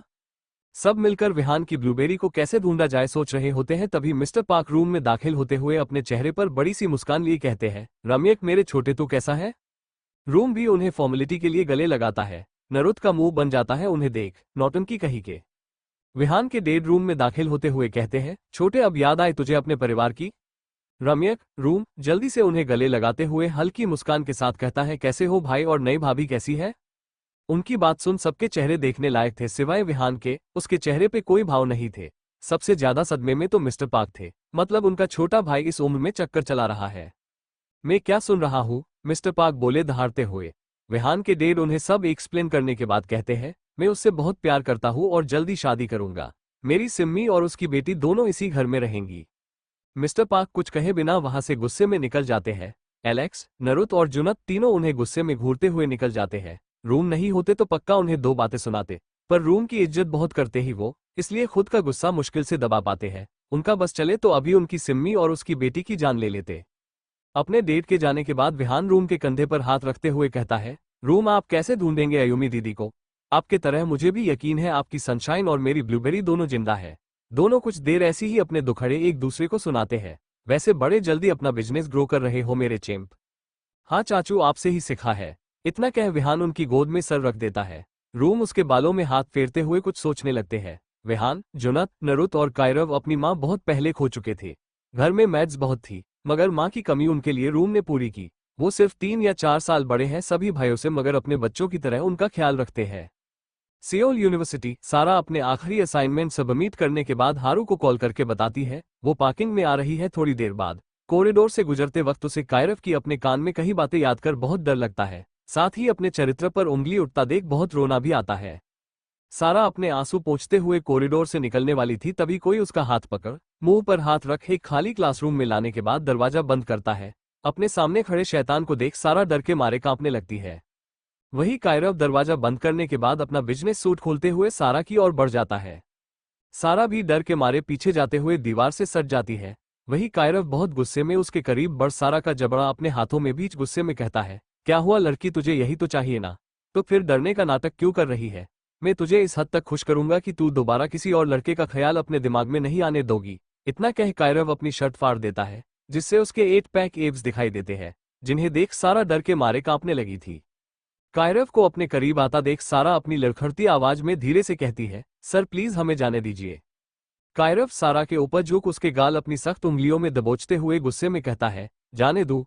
कहाँ जाएगी चुई मुई? दूसरे लड़कों के पास? सारा दर्द बर्दाश्त करते हुए टूटती आवाज में बोली, हाँ हम आपको जानते तक नहीं सराह, प्लीज छोड़ो। कायरव की पकड़ सारा को बहुत दर्द दे रही थी। ऊपर से सारा की बात सुन कायरव का गुस्सा बहुत बढ़ चुका था। कायरव के 8 पैक एब्स सारा के कोमल बदन से छू रहे थे, जिन्हें महसूस कर सारा हद से ज्यादा कांपने लगी थी। कायरव सारा के बदन की खुशबू खुद में समेटते हुए उसके बालों से होते कान को काटते हुए उसके होठों पर अपनी गर्म सांसें छोड़ते हुए डार्क वॉइस में कहता है, तू मेरी छुई मुई नहीं है, फिर भी तेरी खुशबू उसकी याद दिलाती है। तू मुझे नहीं जानती ना? ठीक है। उस हसीन रात को दोहराते हैं। कायरव का दिमाग समझ चुका था ये लड़की उसकी छुई मुई नहीं है, मगर उसका दिल ये मानने को तैयार नहीं था। सारा की मासूमियत से उसे फर्क तो पड़ने लगा था, पर कायरव ये मानना नहीं चाहता था। कायरव सारा के होठों को रगड़ते हुए बेहद मदहोशी से कहता है, याद है उस हसीन रात में हमारे बदन एक दूसरे में किस तरह उलझ चुके थे? तेरी मक्खन जैसी मुलायम त्वचा मुझे बीतते वक्त के साथ पागल बना रही थी, और तेरी वो टूटी हुई पायल हमारे बेहिसाब प्यार का सबूत है छुई मुई। इतना कह कायरव सारा के गले से होते हुए नीचे जाकर अपने सख्त हाथों में सारा के नाजुक बदन को जकड़ लेता है। सारा अपना दर्द बर्दाश्त करते हुए लड़खड़ाती आवाज में रोते हुए कहती है, हाँ हम आपकी छुई मुई नहीं है सर, हमें ऐसे मत छुइए। मेरा ऐसा छूना पसंद नहीं आता तो किसका छूना पसंद है तुझे? कायरव सारा के बाल अपनी मुट्ठी में भींचते हुए बोला। कायरव की बात सुन सारा किसी बेजान गुड़िया की तरह कायरव की बाहों में खुद को ढीला छोड़ते हुए झटपटाना बंद करते हुए कहती है, हम जानते हैं आपको क्या चाहिए। सारा समझ चुकी थी कायरव जैसा इंसान उससे क्या चाहता है और इतना जल्दी उसका पीछा तो बिल्कुल नहीं छोड़ने वाला। सारा की बात कायरव को समझ नहीं आती, कायरव को तो ये लड़की ही चाहिए थी जो सिर्फ उसकी बनकर रहे। कायरव अपनी सोच में गुम था, तभी सारा अपना टॉप निकालते हुए छोटी स्पोर्टवेयर खुद के बदन से अलग करते हुए कायरव की ओर देखती है, मगर उसकी नजरों की तपिश बर्दाश्त न कर पाने की वजह से कायरव के सीने से लग जाती है। आप जो चाहे कर लीजिए सर, मगर प्लीज हमें जाने दे, हम और नहीं सह सकते। सर आप कर लीजिए अपनी हसरतें पूरी। सारा रोते हुए खुद को कायरव में छिपाते हुए बोली। कायरव सारा को जल्दी से अपनी बाहों में भर लेता है। खिड़कियां खुली थी, कोई सारा को ऐसे देख लेगा तो इतना सोच कायरव उसे खुद में समा लेता है। सारा के आंसू अपने सीने पर महसूस कर कायरव जैसे पत्थर के दिल में पहली बार एक चुभन होती है। 2 मिनट बाद सारा को खुद से दूर कर कायरव उसके मासूम चेहरे को देखते हुए उसमें कहीं खो जाता है। सारा के आंसू पोंछते हुए कायरव शांति से कहता है, तुम्हारा जिस्म चाहिए होता तो उसी रात तुम्हें नोच खाता लड़की। उम्मीद करता हूं तुम मेरी छुई मुई ना निकलो, वरना अपने 2 सालों की तड़प का बदला तुम्हारे इस नायाब जिस्म से वसूल करूंगा। फिर सारा के गले के नीचे घूरने के बाद वहां काटते हुए कहता है, कितनी पिंक हो तुम। सारा के लिए ये दर्द सहना बहुत मुश्किल था। कायरव के हल्के काटने से भी उसे बहुत दर्द होता है। अनायसी एक सिस्क उसके मुंह से निकल जाती है। ऊपर से कायरव की ऐसी बातें और इतना अजीब तरह से खुद को घूरना सारा को बहुत अजीब लगता है। वही कायरव ने तो इससे खूबसूरत चीज अपनी जिंदगी में नहीं देखी थी। उसकी वो मुस्कान जाने का नाम ही नहीं ले रही थी। कायरव उसे दूसरी ओर काट पाता इससे पहले सारा उसकी बाहों में समा जाती है। उससे कायरव की इंटेंस नजरों की तपिश बर्दाश्त नहीं होती है। सारा की हरकत देख कायरव के होंठ हल्के मूड जाते हैं। वो धीरे धीरे सारा के बालों में हाथ फेरने लगता है। खिड़की से आती ठंडी हवा दोनों के बेपर्दा जिस्मों को ठंडक पहुंचा रही थी, मगर उससे कई ज्यादा गर्मी दोनों को महसूस होती है। सारा का नायाब जिस्म खुद के सीने पर महसूस कर कायरव की सांसें भारी हो जाती है। अपनी छुईमुई की याद आते ही कायरव सारा से दूर हो जाता है। वही सारा जल्दी से अपने कपड़े पहनते हुए अपनी नजरें चुराकर कायरव को देखती है, जो टेबल से टेक लगाकर उसको बिना किसी भाव के घूर रहा था। सारा के टॉप पहनने के बाद कायरव उसे पीछे से अपनी बाहों में भरते हुए सर्द आवाज में कहता है, तेरे साथ जबरदस्ती करने वाले को जिसने भी मारा अच्छा नहीं किया, उसकी मौत मेरे हाथों होनी चाहिए थी, वो भी बहुत दर्दनाक। कायरव की बातें सुन सारा को बहुत डर लगता है। वो डरते हुए कायरव की ओर देखते हुए अपनी धीमी आवाज में कहती है, सर क्या हम जाएं? सारा की मासूम आवाज सुन कायरव को पता नहीं क्या होता है। वो सारा के दोनों गाल को बारी बारी चूमते हुए काट लेता है। कायरव के पीछे हटते ही सारा बहुत स्पीड में वहां से निकल जाती है। वही कायरव तो किसी सनकी की तरह सारा को घूर रहा था। सारा के मुलायम गाल उसे उसकी छुईमुई की याद दिला रहे थे। सही वक्त पर असिस्टेंट उसे सारा और सन का पूरा वीडियो नहीं दिखाता तो कायरव पक्का आज सारा की जान ले लेता। अच्छा, तभी डीन के केबिन में असिस्टेंट अपने टूटे हुए सिर के साथ टेबल के नीचे से वीडियो चुरा रहा था। Rushed face. वही हारू बहुत परेशान होता है सारा के जल्दी ना आने से। सारा को घर छोड़ते हुए पूरा वक्त हारू उसे बहुत डांटता है। घर पहुंच सारा सीधा अपने कमरे में पहुंच बिस्तर पर बैठ बदहवास सी रोने लगती है। कायरव की बातें, उसकी छुअन, उसका इतना नाजुक जगह पर काटना सारा को बहुत अजीब महसूस कराता है। सारा धीरे धीरे अलमारी के पास पहुंच एक लॉकर खोलते हुए उसमें से यूमिका की फोटो निकाल उसे चूमते हुए एक और फोटो निकालने के बाद बॉक्स को हाथ में थाम बिस्तर पर बैठ उसमें से कुछ निकालती है। सारा अपनी हाथों में पकड़ी हुई बटरफ्लाई एंकलेट को थाम जोर जोर से रोने लगती है। उसके रोने में बेहिसाब दर्द था। अच्छा है सिम्मी जी घर पर मौजूद नहीं है। सारा उस पायल को चूमते हुए खुद से कहती है, कितनी आसानी से मुझे छुईमुई कहते हो आप। तब कहाँ गई थी ये छुईमुई जब आप उसे रौंद रहे थे अपने नीचे। मेरी लगभग मौत हो चुकी थी उस रात, मगर आप नहीं रुके। मैं चीखती रही, चिल्लाती रही, मगर आपको कोई फर्क नहीं पड़ा। आप एक हैवान है कायरव, एक भेड़िए है जिसने मेरे जिस्म को नोचा है, मेरी आबरू के साथ खेला है। उस रात का दर्द याद करके मेरी रूह कांप जाती है। इतना कह सारा बिस्तर पर लेट जोर जोर से रोने लगती है। उसकी आवाज में बेहिसाब दर्द था जो शब्दों में बयान कर पाना मुश्किल था। अपने हाथ में पकड़ी पहली यूमिका की फोटो को चुमने के बाद सारा रोते हुए कहती है, उम्मीद करती हूँ आप जहां भी हो खुश हो मेरी दिदू। दूसरी फोटो देखते हुए सारा और जोर जोर से रोते हुए कहती है, आप मुझे छोड़कर क्यों चले गए? हमें आपकी बहुत याद आती है। ये पायल आपने हमें गिफ्ट की थी, याद है आपको? कितना खुश थे हम दोनों। आप मुझे अकेला छोड़कर क्यों चले गए? ये दूरी हमें बहुत तकलीफ देती है ओपा। उस तस्वीर में एक बहुत ही हैंडसम लड़का था जो सारा के माथे को चूम रहा था, और दूसरी फोटो में सारा को अपने कंधे पर उठाए हुए था। तीसरी फोटो में सारा के पैरों में पायल पहना रहा था। उस लड़के की फोटो को अपने सीने से लगा सारा जोर जोर से रोने लगती है। कौन है वो हैंडसम लड़का जिसकी फोटो देख सारा रो रही थी? क्या करेगा कायरव ये बात पता लगने पर कि उसकी छुईमुई कोई और नहीं सारा है? कहाँ गया वो लड़का और यूमिका? क्या किया था सारा ने रिक्षित और संचित के साथ? अब आगे क्या होगा जानने के लिए सुनते रहिए girl bullied by cruel devil सिर्फ हमारे YouTube चैनल पर। आगे सुनने के लिए आप हमें कमेंट कर सकते हैं।